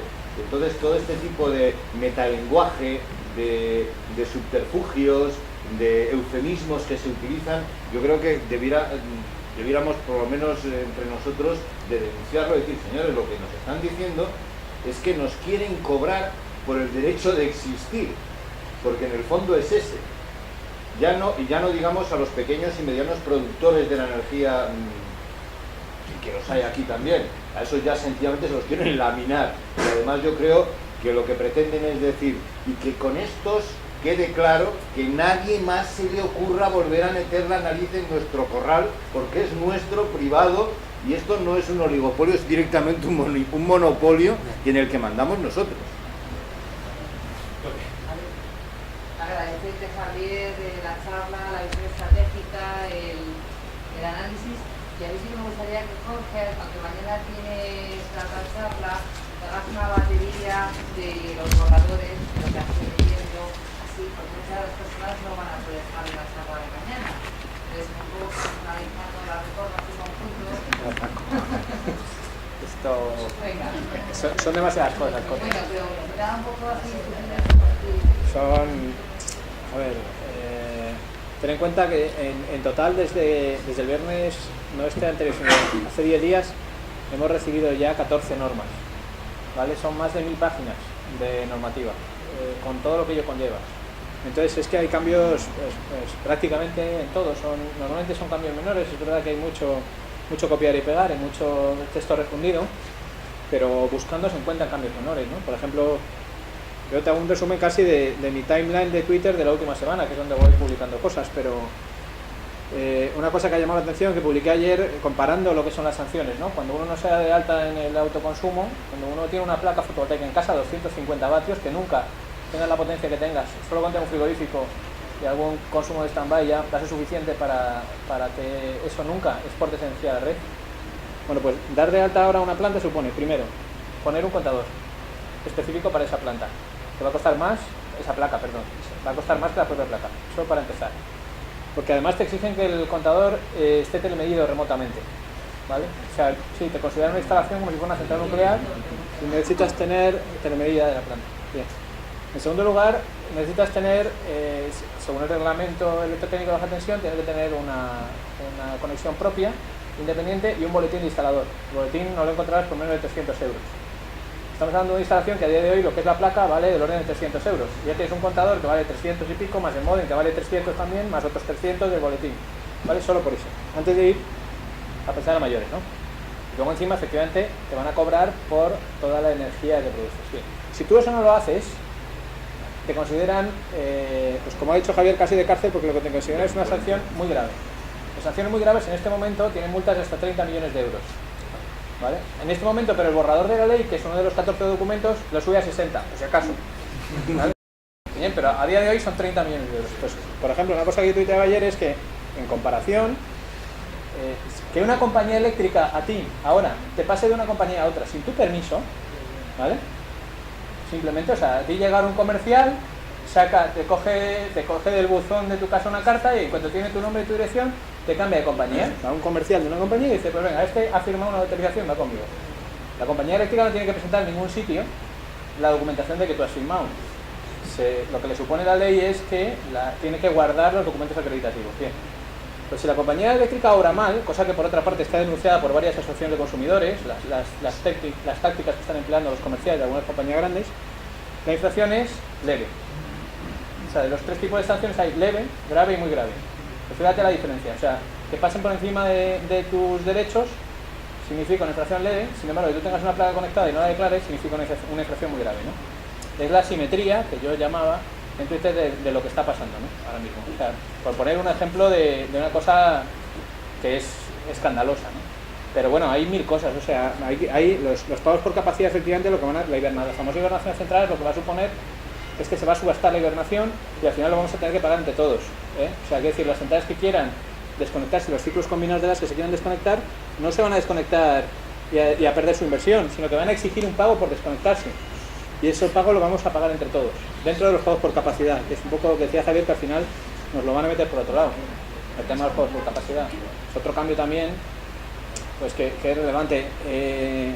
Decía también, por ejemplo, el tema de los servicios esenciales. Los servicios esenciales, las compañías eléctricas desde ahora, yo había pedido un ESA y se le ha concedido, van a poder cortar los servicios esenciales. Los servicios esenciales son el alumbrado público, los hospitales, las funerarias, los centros de policía y todas las administraciones públicas, ¿vale? Entonces, hay un problema muy grave en el sector del impago de este tipo de centros.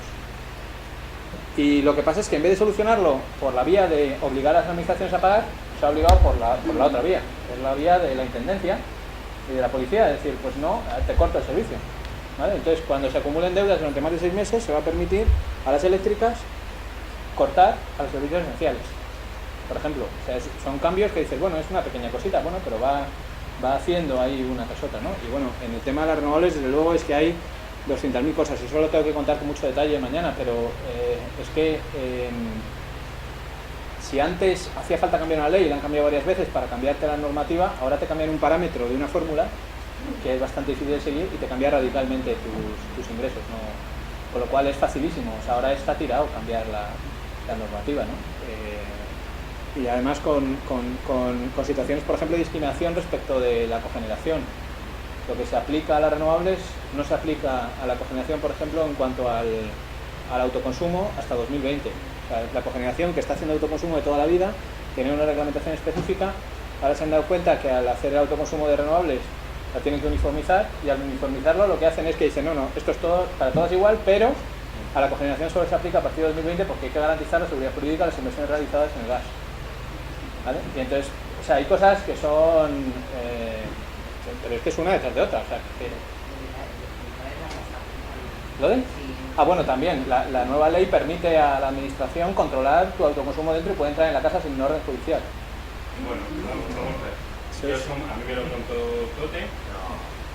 Y pues a mí, vamos a ver, si eso es así, eso es decir que es bien, pero es que eso además, perdonad, pero desobedece normativas que son de jerarquía superior.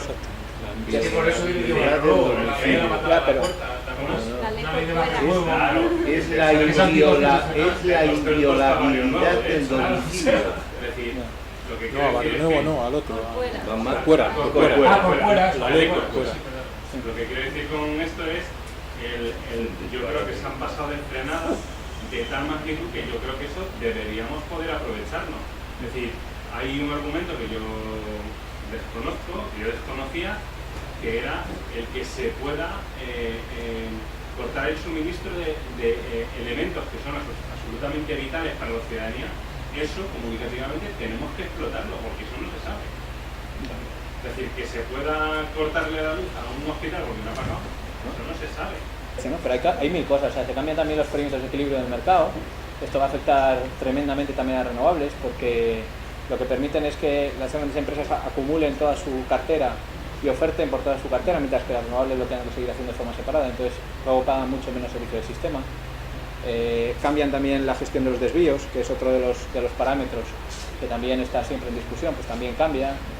Son pequeñas cositas técnicas que van... ¿Cómo afectan machacando. los desvíos a las necesidades de mercado? Pues lo que va a pasar es que en general va a salir más caro de lo que era ahora, el desvío. Además también se incorpora que los pagos por capacidad lo tienen que pagar las renovables, otra de las cosas que había pedido UNESA.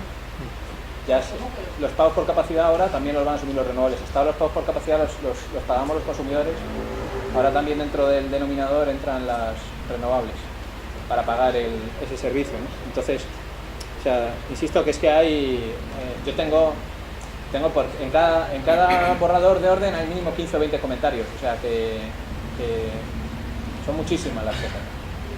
Quería preguntar algo. Los reales decretos, os han entrado nuevos reales decretos, ¿han traído alguno en el que se empiezan a establecer los costes estándar de las nuevas instalaciones renovables? Eso no ha entrado todavía. No, eso va a ser por orden ministerial y lo que dice es, bueno, yo dije diciembre, el secretario de Estado dice octubre, yo digo diciembre porque no me creo la fecha octubre, pero bueno, vamos a decir mínimo octubre. Lo que dice la orden, el decreto es que en el plazo de 3 meses desde la publicación del decreto,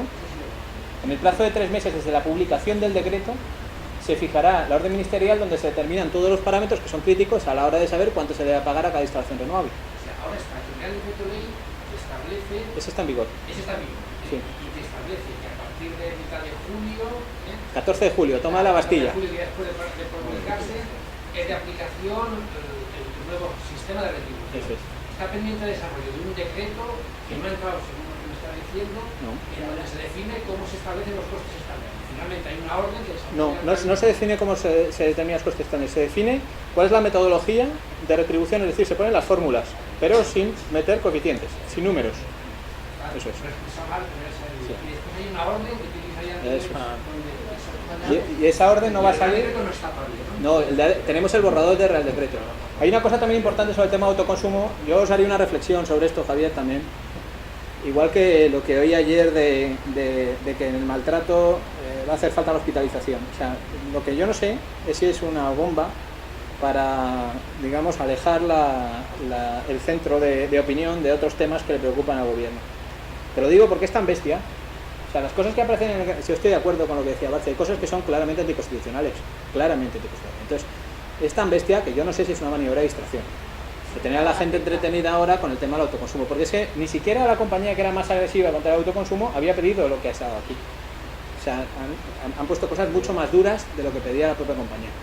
Entonces, quiero decir que el tema del autoconsumo, por ejemplo, yo creo que no va a ser inmediato, entre otras cosas, porque contempla una modificación del reglamento de puntos de medida de los contadores, por el tema de esta exigencia de una contadora adicional, y hasta la fecha, no sé si esto habrá cambiado en España, pero hasta la fecha, todas las normas que tocaban a los contadores tenían que pasar por Bruselas, por el tema de la unidad de mercado y todo esto. Entonces, eso siempre retrasa bastante el proceso de aprobación del decreto, ¿no? No, de momento, o sea, eso se hace después, o sea, se puede hacer todavía. Lo que quiero decir es que el decreto de autoconsumo, pensemos que a lo mejor lo más probable es que no entre en vigor de forma inmediata, ¿vale? Sino que a lo mejor tarda todavía 6 o 7 meses en entrar en vigor, con lo que se supone, ¿no? de las modificaciones que puede tener el camino.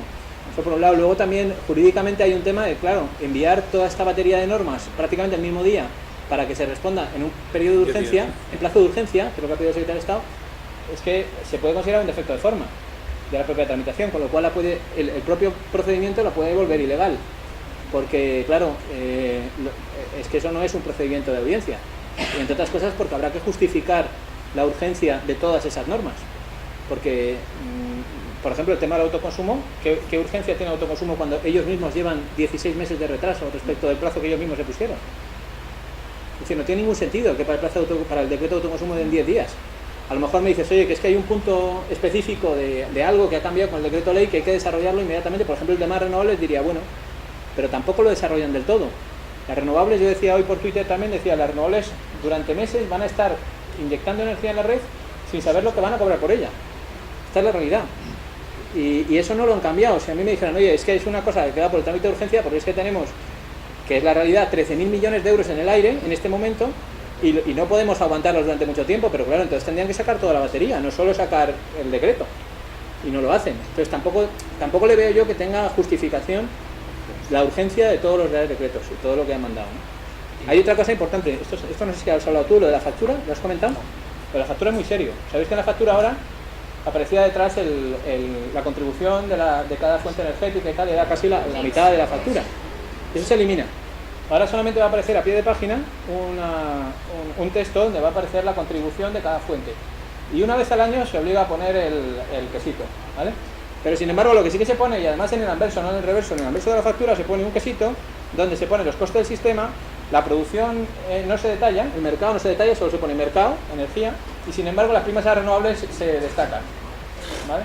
Se destacan, o sea, es decir, es poner en valor el coste que tienen las energías renovables y esconder cualquier tipo de compensación que tenga, incluso del propio mercado eléctrico, porque si dijeran, oiga, que es que tienen estas primas, pero al final de la otra parte del mercado han reducido una parte importante, aunque quitaran las externalidades, pues todavía dirías, hombre, pues tiene un efecto, por lo menos visualmente lo verías, ¿no? Pues es que ni eso. ¿Renovables o régimen específico? No, renovables. Aparece renovables específico y luego el resto pone otras tecnologías. La cogeneración y tal aparece en otro sitio. Esto tiene una palabra, yo le he dicho que es discriminación. Es decir, ahora mismo, esto es un tema que hay que volver a replantear ante Bruselas, es que la directiva de renovables, la 2009-28, está constantemente hablando de un principio, es que el principio primero, de carácter preferente y no discriminatorio de las renovables. Solo repite la directiva como 40 veces en toda la directiva. Y esto mismo que acaba de explicar Jorge es discriminatorio. Como todo el decreto de autoconsumo y todo el régimen, el decreto de energías renovables es discriminatorio. Y yo lo aceptaría todo si a todas las fuentes le exigieran lo mismo. Oiga, usted cuénteme los costes de todas las fuentes, los costes reales, todos, y publíquelos, claro, y el de las renovables también. Claro. Si no se hace así, es discriminatorio. Yo creo que eso habría que ir a Bruselas diciendo, señores, se está discriminando primero a las renovables y se está, de alguna manera, no sé cómo decir, se está despreciando al consumidor. Porque realmente, ahora mismo, yo no quiero hablar de la compañía que tengo, pero me miente. En esa tarta me miente. Porque me pone que el 80% de la energía que yo consumo es de origen renovable, y es mentira, porque lo sé, porque sé qué compañía es y sé que no tiene ni la tercera parte. Y entonces ahora van a seguir mintiendo, igual que mienten cuando te llaman a la puerta de casa y te piden el recibo de la luz. No, es que su recibo se lee en Barcelona y yo lo que le garantizo es que lo vamos a leer en Guadalajara. Y una mierda, me estás engañando. ¿Qué te cuentan mentiras? Me estoy acordando de otra cosa también importante. Se ha creado un depósito nuevo para cambio de comercializador, por ejemplo. Esto afecta mucho al tema de Soma Energía y a toda esta gente, todos los que estéis vinculados en esto, ¿no? Ahora un comercializador, cuando capte un cliente, va a tener que poner un depósito en efectivo, una garantía en efectivo al distribuidor, ¿vale? A Endesa, Iberdrola, al que sea. Lo cual evidentemente requiere que la compañía comercializadora sea más fuerte, porque para captar un cliente tiene que adelantar un dinero, y además lo que hace es que es una barrera al cambio de comercializador, porque lógicamente la comercializadora ya no va a cambiar a cualquiera, porque tiene que poner un dinero ahí por si acaso hay un impago, ¿vale? La gestión de los impagos ahora es mucho más ágil para las compañías de lo que era antes. Por ejemplo, se ha facilitado enormemente el tema del cobro. Por ejemplo, las deudas ya no prescriben, Estas cosas que pasan, que hay cosas que los políticos hacen que sí que prescriben, pues ahora las deudas en este sentido, o sea, sí prescriben desde el punto de vista civil, pero no desde el punto de vista de que si tú estás con un comercializador y dejas un impago, te cambias de comercializador, el primer comercializador, aunque ya no tengas contrato con él, te puede cortar la luz, aunque tú ya estés siendo suministrado por otro, ¿vale? Entonces, claro, ahí lo que ocurre, claro, a ver, si uno lo que está es haciendo trampas, que hay gente que se dedica a cambiarse de comercializador solo hasta ahora, dejando deudas en todos los lados, puede ser razonable. Pero claro, si uno lo que pasa es que tiene una deuda con el anterior comercializador porque tiene una reclamación pendiente con el anterior comercializador porque no está de acuerdo y por eso se ha cambiado, resulta que el otro comercializador, a su decisión unilateral, puede decidir en cualquier momento cortarte la luz aunque ya no tengas un contrato con él, ¿no? O sea, de verdad que hay 1000 detalles que nos llevaría a analizarlos por muchas horas, ¿no? Yo lo que sí que estoy haciendo es estoy escribiendo todos mis comentarios. Entonces, no, pero digo, aparte de Twitter, pero estoy escribiendo formalmente para enviarlos a las asociaciones, a los organismos. Entonces yo sí que me ofrezco desde luego a publicarlos. Es decir, que los tengáis ahí y tengáis todo el detalle de todas las cosas que voy viendo, ¿no? Yo desde luego lo que veo que es evidente es una discriminación clara a las renovables, una expulsión definitiva. Me da mucho miedo el tema del proyecto Tipo, donde estoy convencida que más a diferencia realmente es la fotovoltaica y es la fotovoltaica la pequeña, con diferencia abismal. Me da mucho miedo porque hay costes que son inherentes a una planta fotovoltaica que no se van a tomar en cuenta y donde además el pequeño apuesta por la eficiencia y apuesta por la calidad y eso no se va a reconocer y va a ser... Entonces, eso me preocupa y me preocupa muchísimo el consumidor y la soberanía energética, donde se ha expulsado realmente la posibilidad, porque muchas personas medioambientalmente, políticamente optaban por ser autosuficientes, pero muchas otras personas afortunadamente se acercaban al autoconsumo por ahorrar en la factura de la luz. Con la subida del término de potencia, como no te vas a ahorrar, pongas paneles o no, porque te vas a tener la misma factura, ya no es un aliciente, pero es que encima te van a penalizar por la energía que tú produzcas. También es un disparate tremendo. Entonces te quería preguntar, porque me ha llamado la atención que has comentado, Jorge, que te parece que todo el tema del autoconsumo no deja de ser un balón de oxígeno para ocultar... una maniobra de distracción. Claro. Desde luego a mí me indigna y a mí me apetece guiarme en el tema de la soberanía energética, porque aparte luego la coyuntura en la que estamos, yo empiezo a llamar a las asociaciones de consumidores porque este año pasado 10 millones de hogares en pobreza energética, muchísimas personas que se han tenido que plantear si podían poner la calefacción o no, que subiendo el término de potencia ya no solo penalizan al eficiente y al ahorrador, están penalizando a las rentas más bajas, por mucho bueno social que nos pongan. Sí, realmente es que hay tantos retos por donde abordarlo que bueno, un poco quería saber por qué consideras que el tema del autoconsumo es un tema para disfrutar muchas que nos va a generar mucha indignación. Pues porque nadie había pedido tanto. Claro, o sea, ninguna compañía de pero también un poco siempre nos ha costado Nadal, es que el autoconsumidor tiene que sufragar los costes del sistema, que somos unos insolidarios. Bueno, siempre todo es muy fuerte, pero siempre hay algo nuevo del gobierno que lo hace ya que está flojo el anterior. Sí, pero hay costes del sistema y costes del sistema. O sea, nos podríamos poner a detallar de esos 9 céntimos por kilovatio hora que quieren cobrar, cuáles son razonables y cuáles no. Yo lo hice en su día, hace más de un año, estaba allí Solo Solar grabándome en IFEMA y hice un detalle de cuáles son los costes, de todos los costes que había dentro de los peajes, los que yo consideraba que era razonable pagar y los que no. Y aquí no se ha hecho eso, se ha cogido y se han puesto todos. Entonces quiero decir, hay muchos costes por ahí, por ejemplo, los costes de servicios complementarios en el mercado. Hay costes que dependen de la potencia, por ejemplo la banda secundaria, no depende de la energía que tú consumes, pero hay otros que dependen de la energía que tú consumes, es decir, si a ti son costes que lo que estás pagando en realidad es que hay una central que por tú consumir 5, por esos 5 que tú estás consumiendo, hay una central que en ese momento se ha tenido que poner en marcha en tiempo real y no estaba programada. Y entonces esa central, en vez de costar 40 euros, cuesta 43. Y esos 3, entonces se lo repercuten solo a esos que han consumido más de lo que el sistema había previsto que iban a consumir. ¿Vale? Bien, pero eso es por el consumo. Es decir, tú lo estás pagando ya dentro de los 5 kilovatios hora que has consumido de la red, porque es esa central la que se ha puesto en marcha para suministrarte a ti. Pero esto, cuando tú estás autoconsumiendo instantáneamente energía, no pones en marcha ninguna central para esto. Es decir, dentro del escandallo de costes, hay costes que se pueden considerar razonables y otros que no lo son, de ningún modo lo son. Y han metido todos a lo bestia. Por eso digo que es demasiado fuerte como para creer que realmente... Pues yo, Jorge, ojalá tuvieras razón. Yo no pienso eso porque la energía nunca ha sido un elemento prioritario de debate político, ni entre los partidos políticos ni de los gobiernos con la sociedad. O sea, la energía, tanto hablemos de renovables como de nuclear, al ciudadano de a pie, no voy a decir que por muchas razones, por desconocimiento, porque es un tema enrevesado. O sea, estos decretos realmente son los miles de folios que han, no hay quien lo entienda. Es un galimatías, el borrador de renovables es un galimatías. Con lo cual, eso no es, como las medidas que tú has dicho, impactantes de cara a la opinión pública, ni siquiera de cara a los periodistas. O sea, eso no mueve un telediario. Entonces, yo quisiera pensar como tú.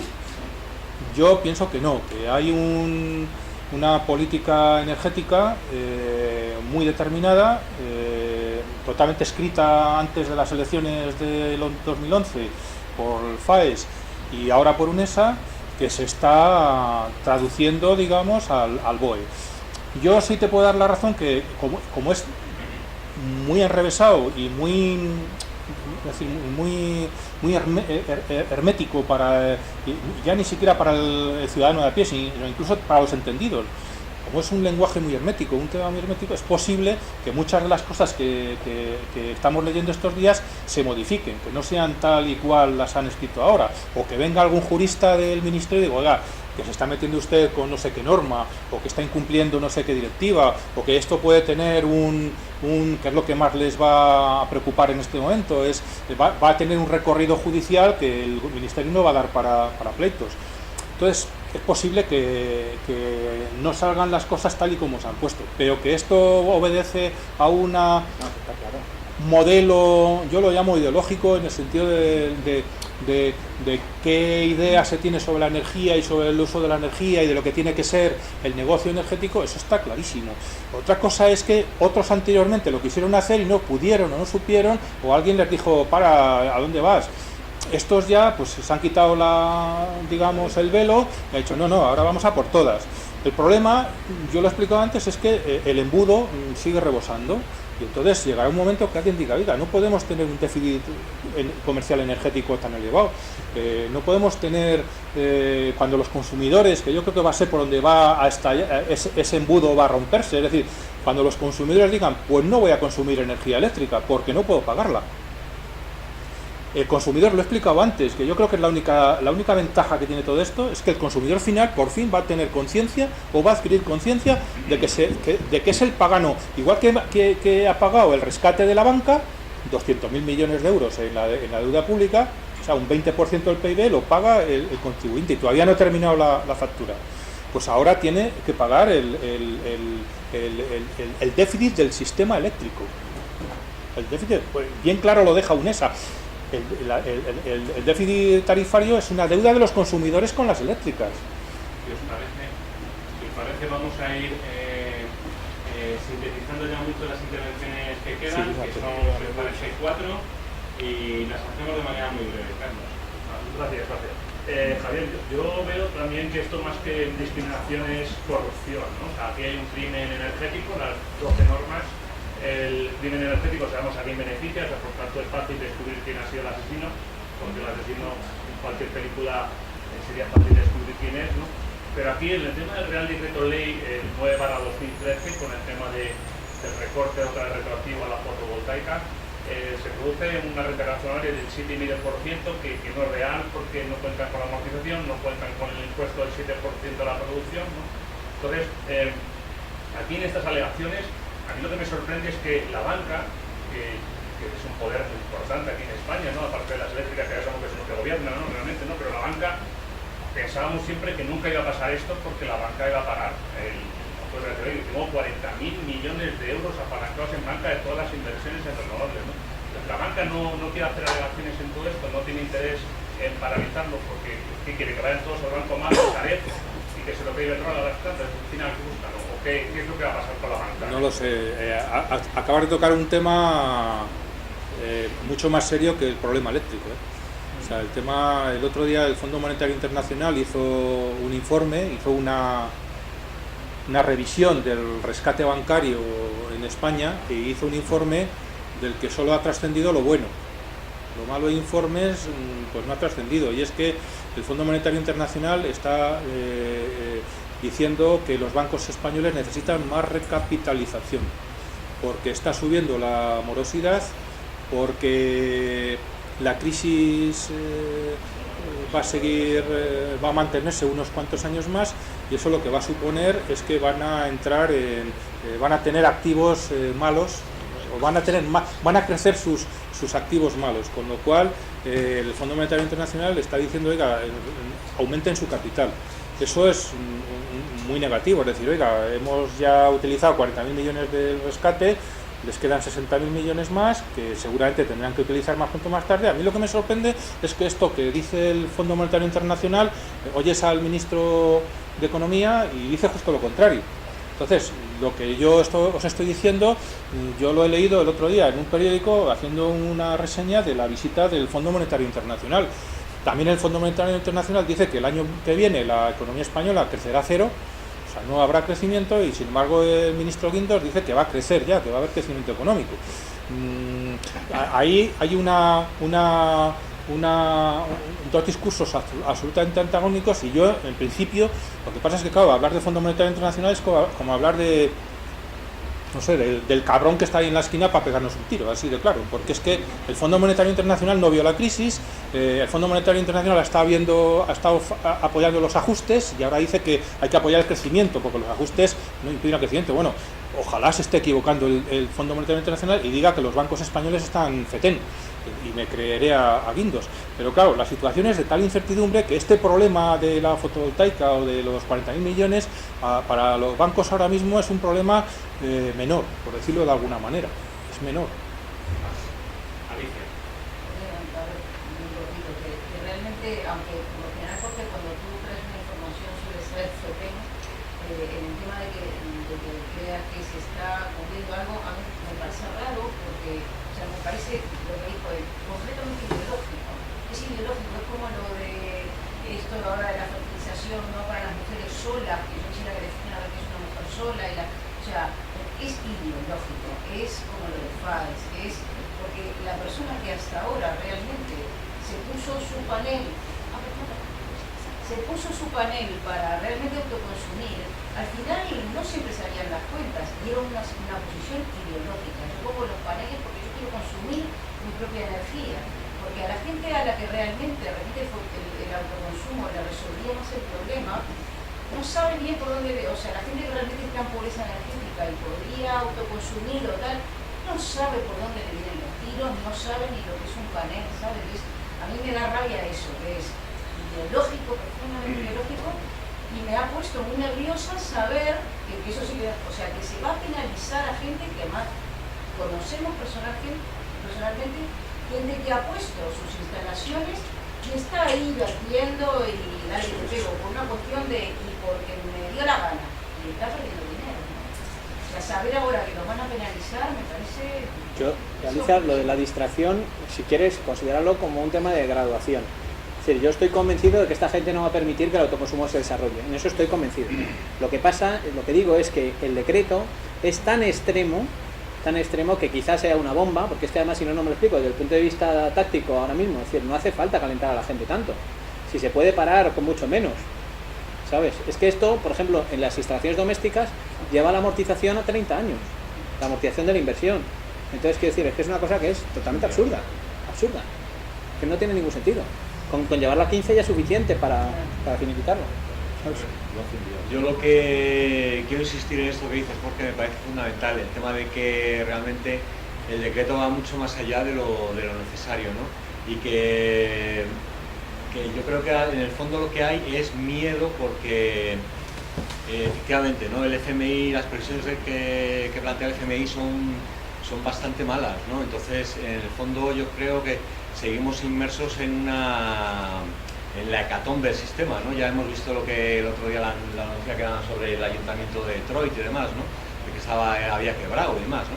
Entonces yo creo que quieren meter el miedo, ¿no? Quieren mantener, es una especie como de mantener el imaginario del miedo, porque temas, por ejemplo, como el de la paz, ¿no? Que ahora con el tema de la obra social de la paz, ¿no? Pues es una historia muy fuerte y de repente la gente pues respira y ve las cosas con alegría, ¿no? Entonces yo creo que con el tema de las renovables en el fondo hay una parte de imaginario, ¿no? Que es del solecito, el ventiladorcito y somos autosuficientes y mandamos a tomar por saco toda esta puta mierda, ¿no? Entonces yo creo que interesa, ¿no? Mantener ese miedo y mantener esa represión excedente, ¿no? Para seguir de alguna forma teniendo a todo el mundo acojonado. Vale, pues lo doy yo. A mí la sensación que me da de lo que nos va explicando Cote, Mario, de lo que he ido leyendo, de lo que voy escuchando y leyendo, es lo que decíamos que al principio parecía que era como una exageración, ¿no? Que es la puesta en marcha de la planificación, de la erradicación sistemática de todo un sector. Económico, no, evidentemente no por motivos tecnológicos, sino por motivos de opción ideológica y también de opción económica y también de proyecto de país en que nos quieren convertir, que es en un gran un puticlub inmenso, con playas, con no sé qué, no sé cuánto, ¿no? Bueno, pues básicamente eso, ¿no? Yo quiero recordar y quiero reconocer además que ya a principios de año o antes, no recuerdo bien, Jorge abundaba sobre el concepto de expropiación, ¿no? Es decir, es que quieren expropiarnos, vienen a quitarnos lo que es nuestro, ¿no? Yo el concepto de expropiación le doy otro valor ideológico, yo creo que viene a cooptar y a apoderarse, ¿no? de todo eso, precisamente porque saben que las renovables son inevitables, pero lo que no quieren es que haya, digamos, un poder más fragmentado, más social en relación a esas renovables, ¿no? Y luego, a mí se me ocurren, es decir, yo sí que creo que tenemos que ir a un congreso estatal por un nuevo modelo energético en septiembre o en octubre, y creo que además debemos definir grandes líneas estratégicas, ¿no? A mí hay 4 pinceladas que se me ocurren así rápidas y que muchas estamos aplicando, pero que deberemos intensificar, ¿no? Si queremos dar la batalla, ¿no? Una de ellas es comunicación. Es decir, yo creo que no es suficiente, es decir, nunca es suficiente el esfuerzo en comunicación. Es decir, es una base del poder que tiene esta gente es la opacidad. Y yo creo que hay que dar transparencia. Y dar transparencia pasa por hacer pedagogía, o sea, lo que se decía, pedagogía política. Pero, de verdad, mucha pedagogía política. Yo me puedo perder, hay mucha gente que se puede perder en conceptos tan amplios y tan grandes como déficit de tarifa. Pero hay otros que son tremendamente sencillos que mueven y que pueden conmover, ¿no? Que conmueven y que pueden mover, ¿no? Es decir, ¿qué es lo que significa que se pueda pagar un hospital? O lo que significa que se pueda apagar una comisaría, que en mi caso me parecería estupendo, ¿no? Pero hospitales, otros servicios esenciales, etcétera, ¿no? Es decir, comunicación. Hay otra línea que a mí me parece esencial y que hay que explorar y que hay que dibujar entera: desobediencia. Es decir, nos están poniendo en un mapa de cuadro de desobediencia civil. Es decir, hay que ver qué espacio es el que utilizamos y cuál es el mecanismo y la herramienta de desobediencia. Pero si realmente queremos estar en el juego, en la partida, más allá de ser grandes analistas, tenemos que empezar a meterle más carne en el asador. Y yo creo que eso pasa por dibujar una línea clara de desobediencia civil. Y luego 2 líneas más, ¿no? Que a mí me resultan complementarias y vitales. Uno, una línea de lobby, es decir, yo creo que hemos hecho un buen trabajo de lobby, pero creo que hay que seguir en esa línea. Y otra línea que no es menor, ¿no? Que es la línea de alianzas. Es decir, no podemos quedarnos, somos muchos, la plataforma es un modelo de mestizaje, de fontanería, de red, etcétera, pero se nos queda pequeño en relación al juego en el que queremos estar. No sé si estamos, en el que queremos estar, ¿no? Y eso pasa porque incentivemos y realmente porque tomemos el aire que podamos en las semanas que no nos vamos a ver, pero yo creo que confabulados en la necesidad de darle un empujón muy multidimensional, si no nos están pasando como una auténtica apisonadora. Qué fácil. Si os parece, hasta aquí la parte extraordinaria de la Asamblea, que ha consumido prácticamente toda la Asamblea. Dar las gracias en nombre de toda la plataforma Al maestro. al maestro Javier García Breva. Llámame de otra manera. El que sepas que todos te sentimos como que estuvieras dentro de la plataforma. Nos pasa lo mismo con Ladis, que es otra gran referencia que también hemos tenido la suerte de que haya venido hoy, ¿no?